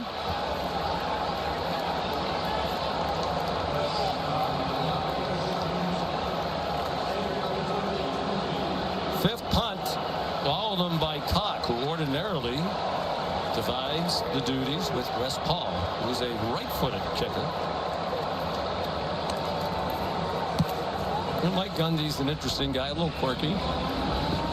Isn't that surprising? You have a left-footed punter and a right-footed punter. So how do you decide? So it depends on the situation. But we were told Cock was the pooch punter, and he's had every punt today. That one for 45 tomorrow. Finally, the exclusive reveal. We'll find out who's in the college football playoff semifinals. One game in the Rose Bowl, one in the All-State Sugar Bowl on New Year's Day on ESPN. Reese, our main man, Greg, and the guys. See, Reese, you two are the headliners, apparently. Everybody else is just a guy. They'll unveil the New Year's 6 bowl games, the final top 25. It's a 4-hour special. Good thing we have a bunch of guys who like to talk. It all starts at noon after Sunday NFL Countdown on ESPN and the app. And a reminder, Countdown is at 9 a.m., an hour earlier than usual. C.J. Baxter, the ball carrier. Okay, here's the latest out of the All-State playoff predictor. 43% chance if Florida State wins. And I'm assuming, Phil Dean, this includes, we're assuming this is a Texas win today. Yes, assuming this is a win. 88% if the Noles lose. There'll be a lot of Longhorn, all Longhorn Nation cheering for Louisville tonight in Charlotte. C.J. Baxter, the catch, tackled immediately by Cam Smith. That number sits at 88%, but I cannot envision a scenario where Texas would be left out, knowing the head-to-head that they have over Alabama in the event in which Louisville beats Florida State. I know that people have a hard time just understanding if the SEC could get left out. I think it's possible, but at the same time, Florida State loses, Texas is in. I just have a hard time. I think it's possible the SEC could get left out, right? Sure. If Alabama wins later this afternoon against Georgia, here's Ewers taking off running. He'd be smart to get out of bounds. Doesn't want to take a big hit and suffer perhaps an injury with the possibility of a college football playoff. And he is a little gimpy and reaching for his right hip. He just came back from missing 2 games with a shoulder injury. He kind of reached out for a moment with his right arm, and then he brought it back in wisely. I know he's a great competitor, but you got to make sure you protect yourself at this situation, don't you? Yeah, and he's going to take a minute, too. I mean, boy. And there was some question today as to who would be the backup. Malik Murphy was injured last week against Texas Tech while standing on the sideline, and somebody ran into him on a kick play. And he suffered a shoulder injury. It wasn't serious. He was back practicing during the week. But because of that injury, Arch Manning, you've probably heard of him and his family. He saw his first action as a Texas Longhorn at the end of their 50-point win against Texas Tech last week. He went 2 for 5 in his debut, ran 3 times for 7 yards. He showcased some wheels, man. Usually when the game gets that sideways, the tape at the end is not usually that valuable to your preparation, but I couldn't get enough of watching Arch at the end, showing some wheels and having some well-placed footballs that probably should have been reeled in by Texas receivers. Quinn's parents obviously concerned. Isn't that facial expression of Mrs. Ewers every quarterback mom's facial expression during every game? Just so concerned on every play. Every play. I don't know how football parents did it. I know my parents were stressed every second I was under center, and I know every single quarterback, mom and dad across the country feel the same way. Well, he got to the sideline, and they're not taking him into the tent, so apparently they don't think it's any big deal. Murphy is the quarterback, and Baxter stacked up. The Lake's a redshirt freshman from Inglewood. Crowd cheers as Quinn Ewers trots back on. It actually doesn't need to snap it here in the third quarter. Take the quarter. You're Texas. Your quarterback's a little banged up. Nothing doing on 1st and 10. We'll just take the quarter and put the 4s up and see if you can't finish this thing. Big 12 championship was their stated goal before the season started. They're 15 minutes away, and perhaps to the CFP as well. Back after this message and a word from our ABC stations. Coach, what can you tell us about Quinn Ewers' injury and status for the rest of this game? He's fine. He just got the wind knocked out of him. He's back in now. You told us you wanted to showcase a complete team. How do you do that in the fourth quarter? Well, we just want to finish. We want to keep playing good football. I think, really they had one drive, and that came off of a pass interference. We gave them a short field on the turnover. Our defense has been playing good. Obviously, we've been creating explosive plays offensively, and then we just got to be sound on special teams. All right, thank you, Coach. Thanks, Bob. Well, the goal is to show off a well-rounded, talented team in all facets of the game. They're doing that again today. I think most people felt they were there already. Sanders, another catch. 17-yard gain, and he's 3 yards away from the third 100-yard receiving game of his career. He's already the only Texas tight end who's ever had 2 games of 100 yards receiving in a career.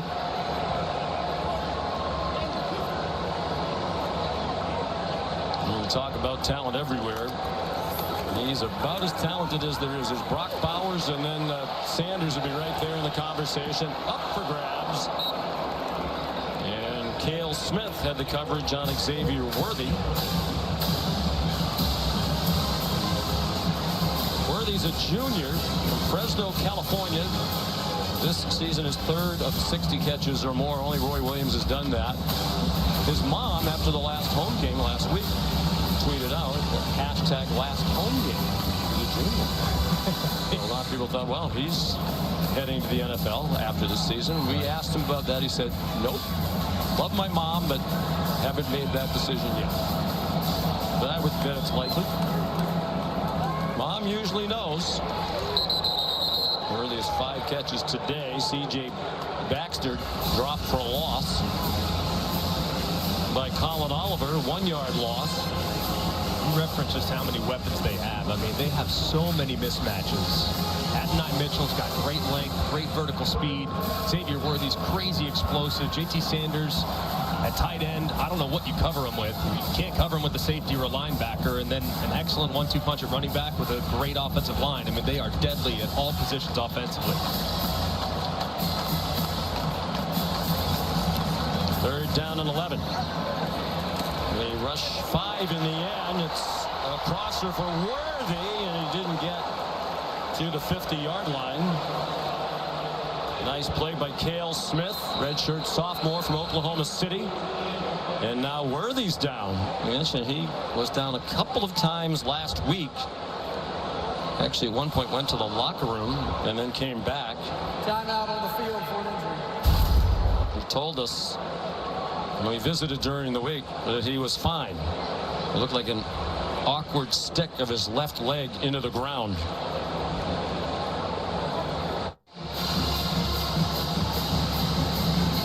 Xavier Worthy, a moment ago, being helped to the Texas locker room. Looked like a left ankle, Greg. Yeah, and as he went down, this foot right there, the left leg, kind of planting awkwardly on the sideline as he's being dragged down. He kind of rolls it just a little bit right there and immediately grabbed it. Didn't put much weight on it en route to the locker room. Texas fans will hold their breath with the news on that injury. They go for it on 4th and 1, and why not Sanders? His 8th catch gives them a first down and takes him over 100 yards receiving. First in the game over 100 yards receiving on either team.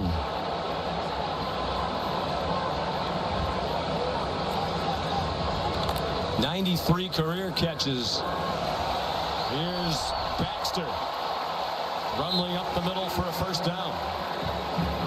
14 more for C.J. Baxter. 6'1", 218 out of Orlando. Very highly recruited running back.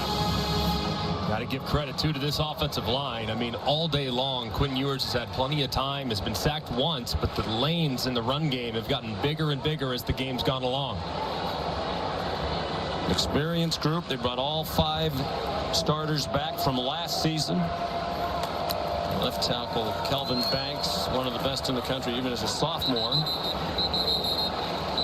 Jaden Blue, the ball carrier. Jake Majors, one of those terrific, smart centers in the middle. Certainly a CFP caliber offensive line. Oh, big time. I mean, they're one of the best groups in the country.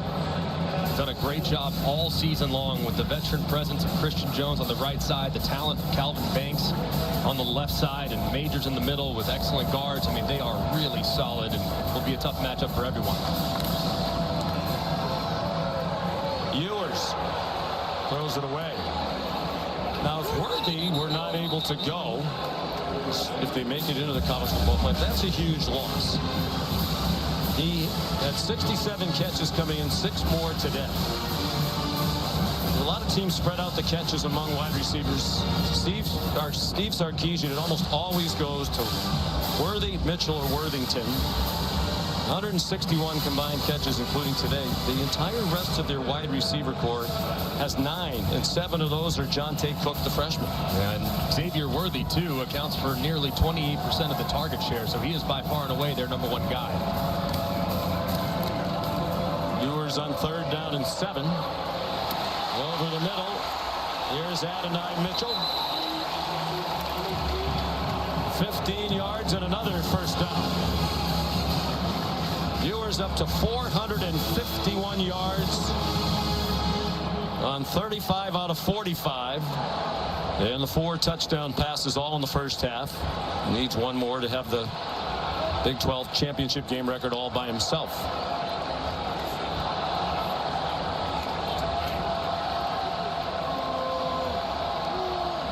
Keelan Robinson, the running back, went in motion. Ewers looked toward him, throws to the end zone instead for Sanders, with Kendall Daniels, the rover, in coverage. Sophomore, who was the Big 12 Defensive Freshman of the Year last year. That's a tough draw to have to cover J.T. Sanders. A little misdirection of the wheel route. Tried to hit him on the back shoulder, but Sanders just couldn't quite flip his hips.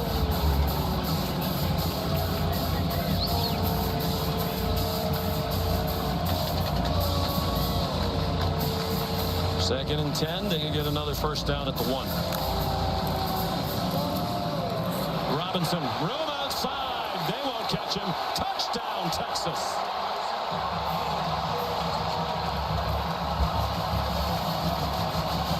He had 1 rushing touchdown all season. Entering today, he's had 2 in the second half today. And just a great job by the offensive line. The left tackle, Banks, and the double team between Hayden Conner, the left guard, and Jake Majors Brenner being able to grab the leverage there of the defensive lineman to allow Robinson to the edge, and he finds pay dirt again.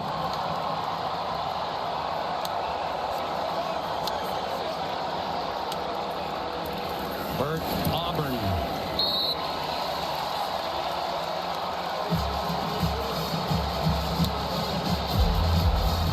Mission accomplished. They're on their way to the conference title. Mission accomplished. They wanted to put on a great show for the committee.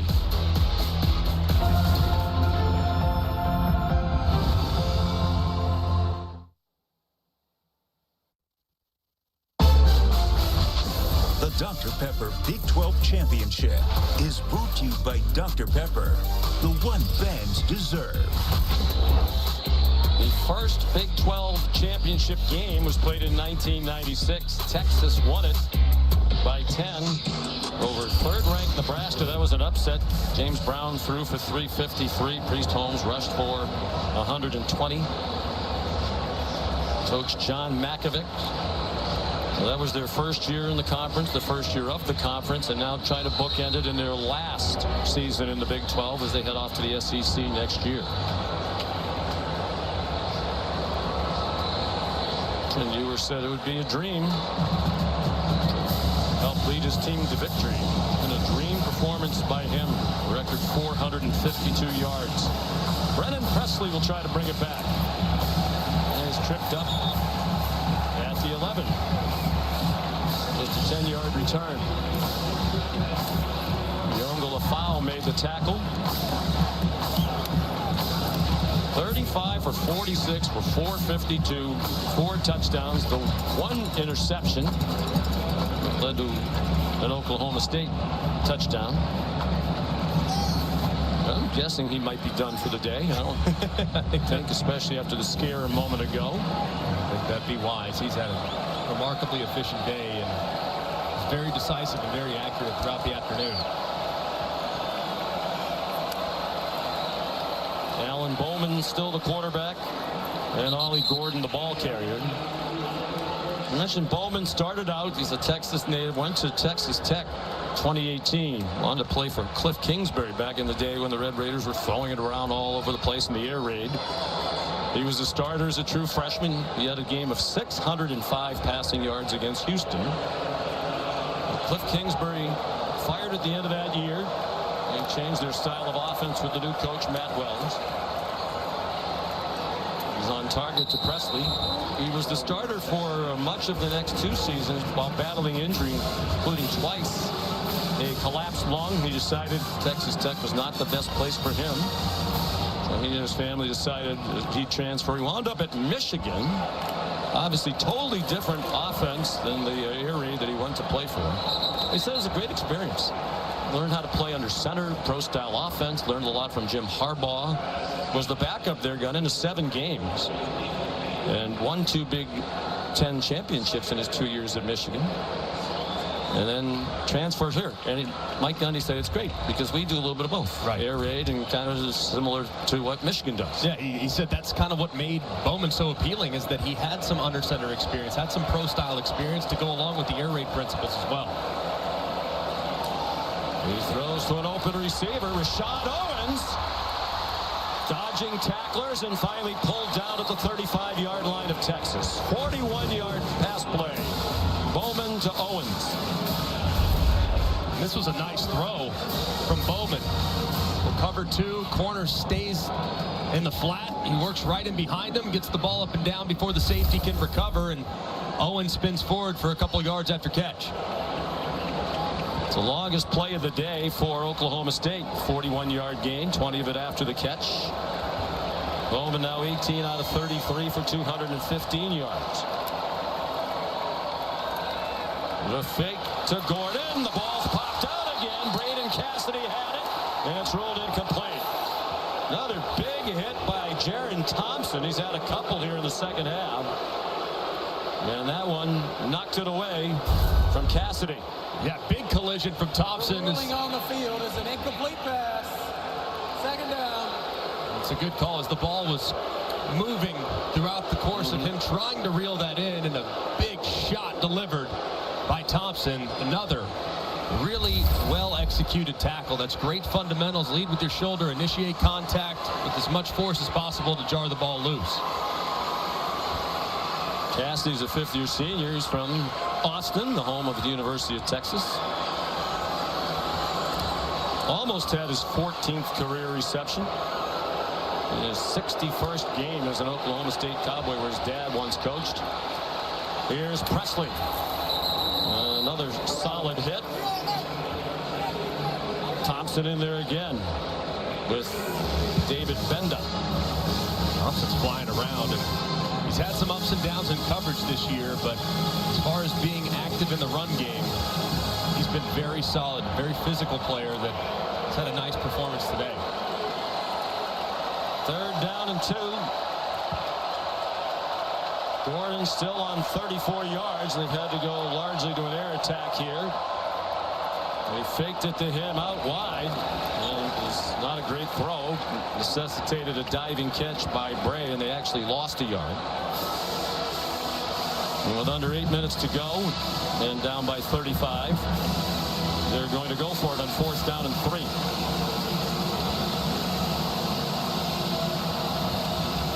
Bowman, through all those travels, too, said it's great. I got an undergraduate degree from Texas Tech, and he got a master's in supply chain management in the Ross School of Business in Michigan, named after Stephen Ross, the owner of the Dolphins. He said that is one of the great degrees in supply chain management in the world. Oklahoma State, this is their first of the half. Timeout on the field. Midway through the 4th quarter.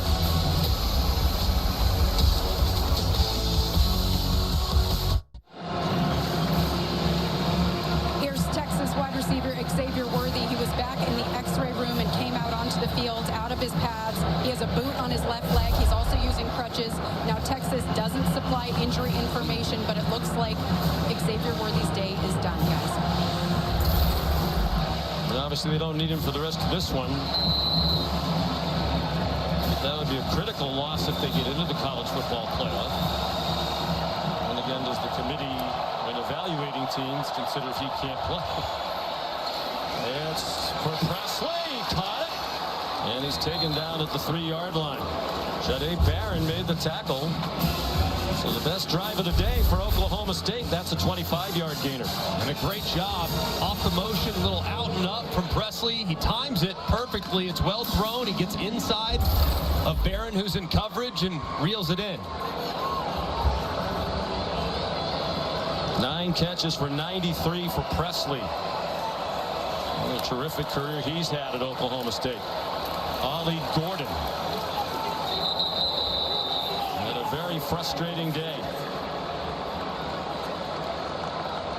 This is now in consecutive weeks for the Texas Longhorns. Last week against Texas Tech, Tosh Brooks completely shut down for the most part by those defensive tackles.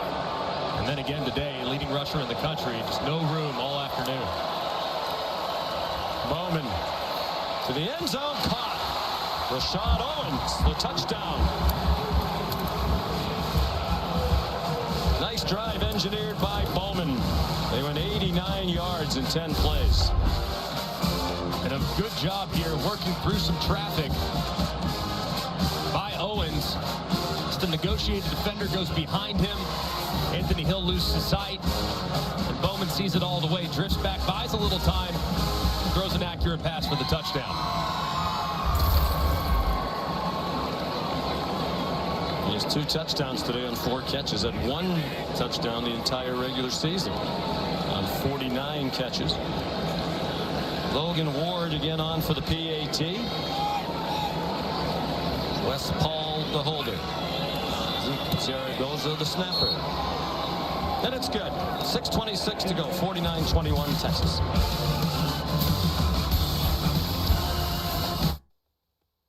Welcome, Kevin, in studio time now for our All-State Good Hands Player of the Day. 2nd round of the FCS Championships. Villanova's Connor Watkins to a wide-open Jalen Sanchez. Yeah, they've been on the double screen, and I called that wide open. So wide open, even Greg McElroy wouldn't miss that throw. Tight windows for Greg. Nah, he can do that. He can definitely do that. Nova wins. Back to you, Sean. Boy, they never miss a chance to take a shot at you. It never fails. What if I had I think you have a national championship ring. I think so, but if Booger McFarland was rushing me, I'd have all the time in the world to be able to locate him downfield. Excellent response. It took about 15 weeks, but you finally defended yourself nicely. Keelan Robinson, the fair catch. More college football conference title action. Coming up next, SMU and Tulane, two excellent teams with double-digit victories. SMU in the conference title game for the first time since 2010. Tulane, the defending champ. Then a huge game in the ACC tonight, Louisville and Florida State. Florida State winners of 18 in a row, trying to win their second straight game without their star quarterback, Jordan Travis. I think if they do that with another win against the top 15 team, undefeated, conference champ, win against LSU, win against some very good ACC teams, they have to be in. Yeah, I don't see the committee ever getting to a position where they would leave out an undefeated Power 5 champ. Malik Murphy is the quarterback. Savion Red gets his first carry of the day. So Steve Sarkisian going to the bench. That's a 3-yard gain for Red. So Ewers' day apparently over. Conversation with former Wisconsin head coach Paul Chryst, who's a special assistant to the head coach and a wealth of knowledge as a head coach in the Big Ten, and has done a great job kind of helping the coaches on that Texas staff. And that is one of the advantages of these schools where they have abundant resources. I mean, you can have a guy with the track record of Paul Chryst, did a phenomenal job at Wisconsin. And he's not even one of your 10 full-time deals. He's a guy in the office just helping you get ready for the game. And we walk around, you go to Alabama, you see former head coaches helping the coaches, Georgia, the places where they have the money and spend the money, it's a big advantage. And just an extra set of eyes and someone to bounce things off of. I mean, Paul Chryst has been in every imaginable situation between his time at Pitt as the head coach and, of course, his time at Wisconsin. So a great resource for Steve Sarkisian to kind of just bounce things off of. I was very surprised when he got let go at Wisconsin. And if some school was smart, they'd hire him to be the head coach. His name came up at Oregon State where he spent time. They promoted from within. But a good man and a fine football coach, Paul Chryst. Those analysts are important. They are so critical because they get to work ahead. I mean, Paul Chryst has probably already scouted every team that they could possibly play in the playoff or in the bowl game. So those guys get to work way ahead, and it really takes a lot of the pressure off your 10 full-time assistants who are really working exclusively with the players. Malik Murphy, the redshirt freshman at quarterback, 6'5", 238. Savion Red to the 40-yard line. Xavier Benson made the tackle for Oklahoma State, a 1-yard loss. By the way, some controversy here today. There was a dramatic double overtime Dr. Pepper tuition giveaway. I know you and I were glued to it while stuffing our faces with snacks at the half. But there was an on-field technical error, apparently, that much of America noticed. It resulted in an inaccurate accounting of a double tiebreaker. Here's Jonte Cook. He might be more of a factor going forward if Worthy's down. Should they make the college football playoff, the true freshman they think's going to be a star, his 8th catch of the year. But because of the technical snafu, we're happy to report that Dr. Pepper is recognizing both of those deserving finalists as grand prize winners. They're both going to receive $1,000, $100,000 in tuition. That's amazing. And Dr. Pepper's the best. Love them for that. And I'm going to drink 15 Dr. Peppers like Forrest Gump. Well, you do anyway. Yeah, you're absolutely right. Breakfast of Champions, diet Dr. Pepper. I'm from Dallas. I mean, if you're from Dallas, you drink Dr. Pepper. That's just the way it goes. So it's awesome that they're giving both people that life-changing $100,000 tuition award. Trey Weisner was the ball carrier. They're going deep down the depth chart now. He's another true freshman. Thrill for these bench players to be able to say they played in the Big 12 championship and in the first Texas Conference title victory since 2009. Weisner again for 11 more. Also also a good opportunity for Steve Sarkisian to evaluate some of the future players. Arch Manning makes his way to a loud ovation. Yeah, a lot of the Texas fans coming to their feet for Arch Manning. True freshman from New Orleans. One of the most highly recruited players in the country, ranked number 5. 6'4", 212. Tom and Stevens, the tackler. Got in at the end of the game last week. Murphy got injured while standing on the sideline. And there's a delay for an injured Oklahoma State player. It's Xavier Benson.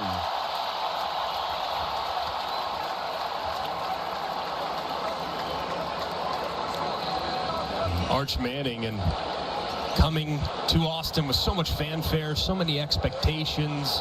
Lost a hard-fought battle in the spring against Malik Murphy, who was outstanding in the spring, solidifying that number 2 job.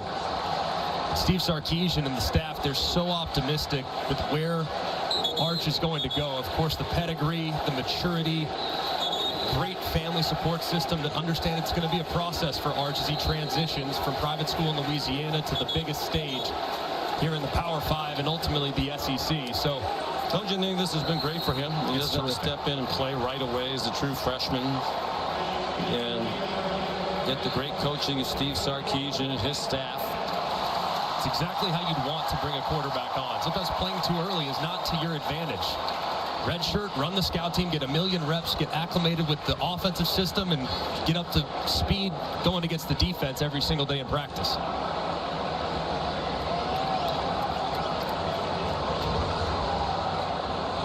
There's the son of Cooper Manning, the nephew of Peyton and Eli, grandson of Archie. Pretty good genes. It's a pretty good chance coming out of the womb. He had a chance to be a great quarterback.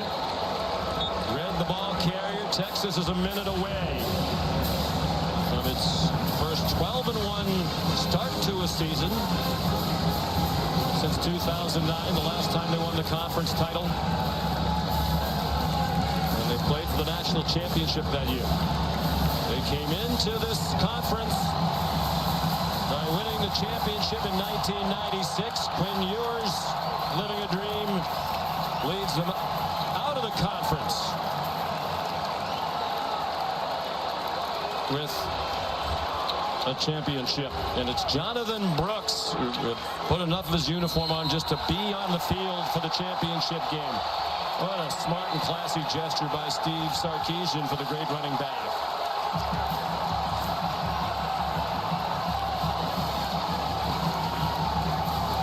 So Texas wins the 4th Big 12 championship in their 28 years in the conference. Mike Gundy hoping to send them off with a loss, as Oklahoma State will remain in the Big 12. They did send Oklahoma with a loss in the last bedlam, at least for a while. Here's Molly. Coach, Texas wins their first Big 12 championship since 2009. Why could this year's team get it done? Well, I think it's a commitment and tribute to the players. You know, they went for this thing since the summer. They were on a mission to win a Big 12 championship, and they acted like it every day. And I'm just thankful for these guys in this group, because the leaders on this team did a tremendous job helping our younger players. Really, really proud and just so happy for this group. They've been through a lot in their time here, so to win a championship is huge. Speaking of leaders, your quarterback, Quinn Ewers, broke Big 12 title game passing records today. How has his evolution led to your team's success? Best game he's played. You know, he played really well. I thought the guys around him made a lot of plays for him too, and that's what this team has. We got a lot of playmakers, you know, at the wide receiver, tight end, and running back spot, and I thought our offensive line played a nice game as well. Coach, we know that the playoff committee is watching this game. What did your team show them today? Well, in my opinion, we can play with anybody in the country. You know, we're a very versatile team. We play good defense, we play good offense, play really good on special teams, and so at the end of the day, we'd love the opportunity. We'll see what happens. And what can you tell us about your wide receiver, Xavier Worthy's injury and his status moving forward? Yeah, he's okay. X-rays were negative, so he'll be okay. All right, thank you, Coach. Thanks, appreciate you. And as we bring over Quinn Ewers, Quinn. Hey, man. Way to go, man. Let's go, baby. The best game of your Texas career, and it was on the biggest stage. How are you able to get that done today? Yeah, I mean, we stayed true to who we were, stayed enamored with who we were, and, God paved the plan for us, paved the way for us, and we stayed steadfast through everything we did and continued to follow him, and, he blessed us today. It couldn't be more fired up for this team, all these coaches, everything we've gone through the offseason to where we are now. I'm just so proud of how we came out and, played, and like you said, the biggest stage. You told us that to win a Big 12 championship for Texas for the first time since 2009 would be a dream come true. What does this moment mean to you? You said it, it's a dream come true. I grew up, I wanted to be a Texas Longhorn, and to come here and for us to make a staple on, this really storied program it's truly a blessing and an honor. Again, I'm just so proud of how these guys come to work every single day and just give it their all. Why can this team contend in the college football playoff? I mean, y'all saw it.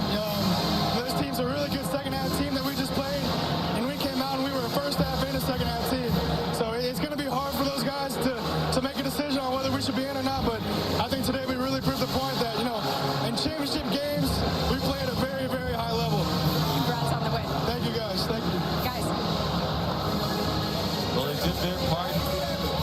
They're one-loss conference champion with a win over Alabama at Alabama on its resume at the start of the year. If somehow they don't get in, it's still possible they won't. They'll probably be the best team that hasn't gotten in, most deserving team in the 10-year history of this.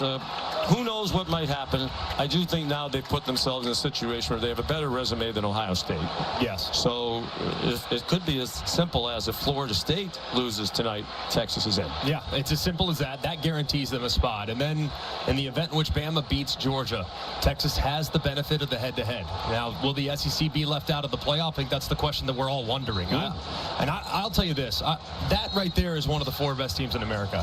Now, whether or not they make the playoff is to be determined, but that team, they can beat anybody. And I can assure you, whatever other 3 coaches are coaching playoff teams this year, they don't want to see the Texas Longhorns in one of those 4 spots.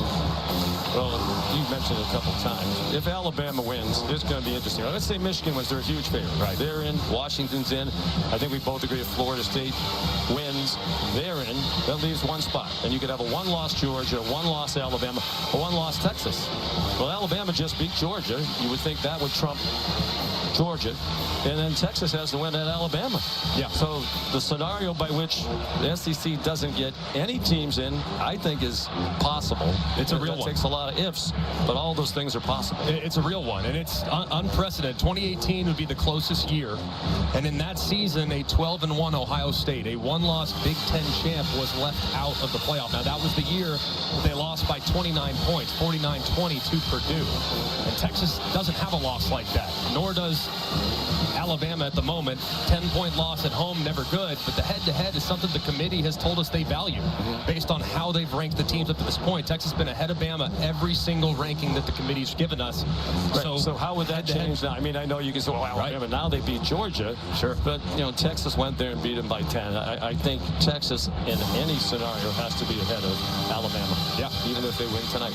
But that's for the committee right down the street in Grapevine, Texas, to decide later on. And again, a lot of football still to be played today and tonight. Well, Ewers said during the week it would be my dream to lead Texas to the conference championship for the first time since '09. Grew up a Longhorn fan, less than a half hour away, and he was money from the beginning. Completed his first 12 passes. He was outstanding and made great decisions, getting the ball out very quickly, was really accurate. There was some tight coverage that he had to negotiate around. Of course, probably the highlight of the day, finding their 362-pound defensive tackle, T'Vondre Sweat. But I think that's what happens next week. If Worthy can't go, or I should say in a month, if they make the playoff, you just line up Sweat out there. Put Sweat at C. There you go. No problem. Another thing that impressed me all day about Ewers, he has a great feel for where pressure is. He has great footwork. About 20 pounds lighter, more athletic than a year ago. Got himself in much better shape. That ability just to know where to go, a step or two to get free and throw the ball to the right person. Far and away the championship game record in passing yards. He wound up tied. You thought he'd set it all by himself with 4 touchdown passes, since all 4 of them were in the first half. They didn't throw one in the second half when they played it a little bit more close to the vest. And a championship game record 662 total yards for the Horns. A team effort indeed. Time for the trophy. Here's Molly.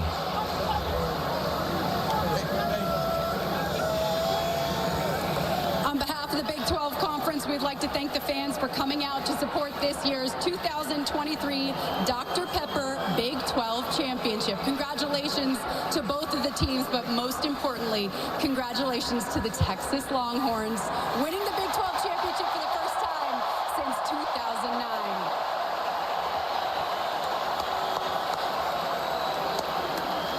All right, we're going to hand out some hardware.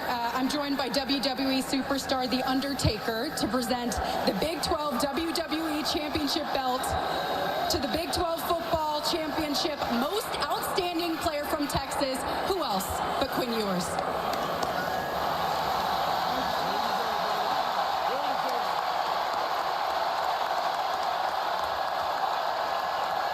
Quinn, where are you going to put that thing? Man, I have no idea. I'll figure that out later. I'm going to celebrate with these guys. I'm so proud of the way these guys come to work every single day, man. We want this more than anybody. Over 450 yards passing for you today. What can this offense and this team as a whole accomplish looking forward to the postseason? Yeah, the way we come to work every single day, you know, my job is really just to get the ball to the playmakers and let them do the rest. And I think we showed how we play in championship games. So I know it's going to be hard for that committee to choose against us. All right, and now for the championship trophy, joining me is Big 12 Commissioner Brett Yormark.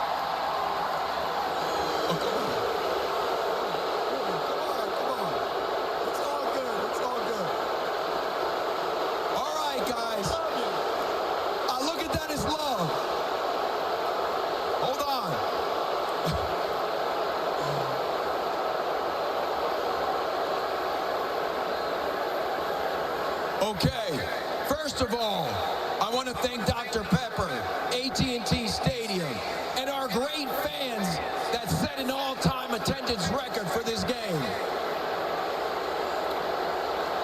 I need to thank Oklahoma State and Coach Gundy on a great season.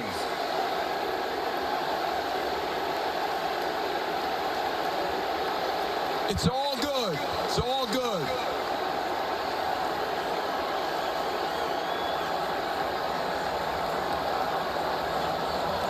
Okay, first of all, an incredible season by the Texas Longhorns.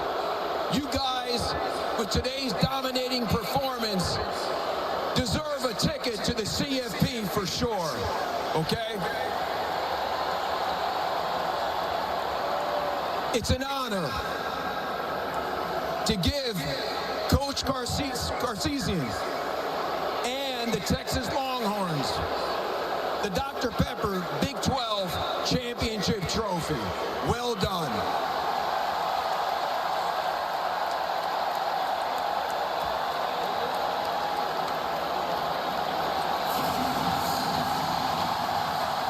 Ladies and gentlemen, the 2023 Dr. Pepper Big 12 champions, the Texas Longhorns.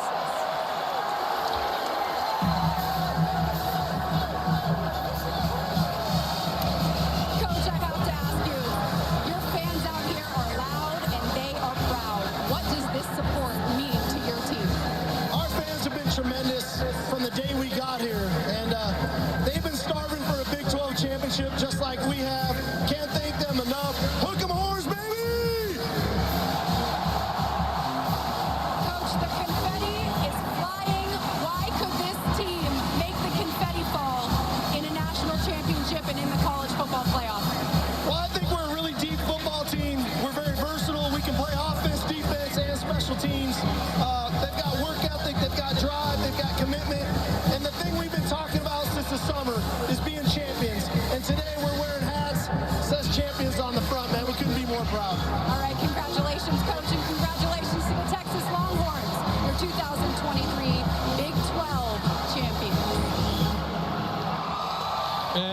those who don't know, just to explain the vociferous reaction from the Texas fans to Brett Yormark. Before the season began, Texas was going into their final year in the conference. Commissioner Yormark spoke at a luncheon in Lubbock for Texas Tech folks and said, make sure you take care of business when you play Texas this year. And, of course, playing to the crowd in Lubbock. Well, last week, when Texas was beating Texas Tech by 50, and the outcome was no longer in doubt, on the video board at Darrell K. Royal Memorial Stadium, they played the clip of Brett Yormark speaking at the luncheon and encouraging Texas Tech to victory. We spoke with Brett Yormark before the game. He said he totally understands. He wishes Texas well. And the bottom line is, this victory is good for his conference, because if they get into the college football playoff, there's a payout of millions of dollars to Texas for making the CFP, and that gets split among the Big 12. Yeah, so I think, look, Brett Yormark's handled the situation after what was a partisan crowd. I didn't take a whole lot from it, but I think he's done a great job as the leader of the Big 12 up to this point. The league will look different, but it's in good hands. Yeah, obviously it's big losing Texas and Oklahoma, but they did very well in replacing them. They have a lot of stability. They're very proud of their basketball. The future is bright in the Big 12 without Texas. Texas hopes its immediate future is in the college football playoff. They're certainly worthy of it, but other teams are as well. We'll see how it plays out tonight. For Molly McGrath, Greg McElroy, our great crew, led by Phil Dean and Scott Johnson. Sean McDonough saying so long from Arlington, Texas, at long last, the Big 12 champs.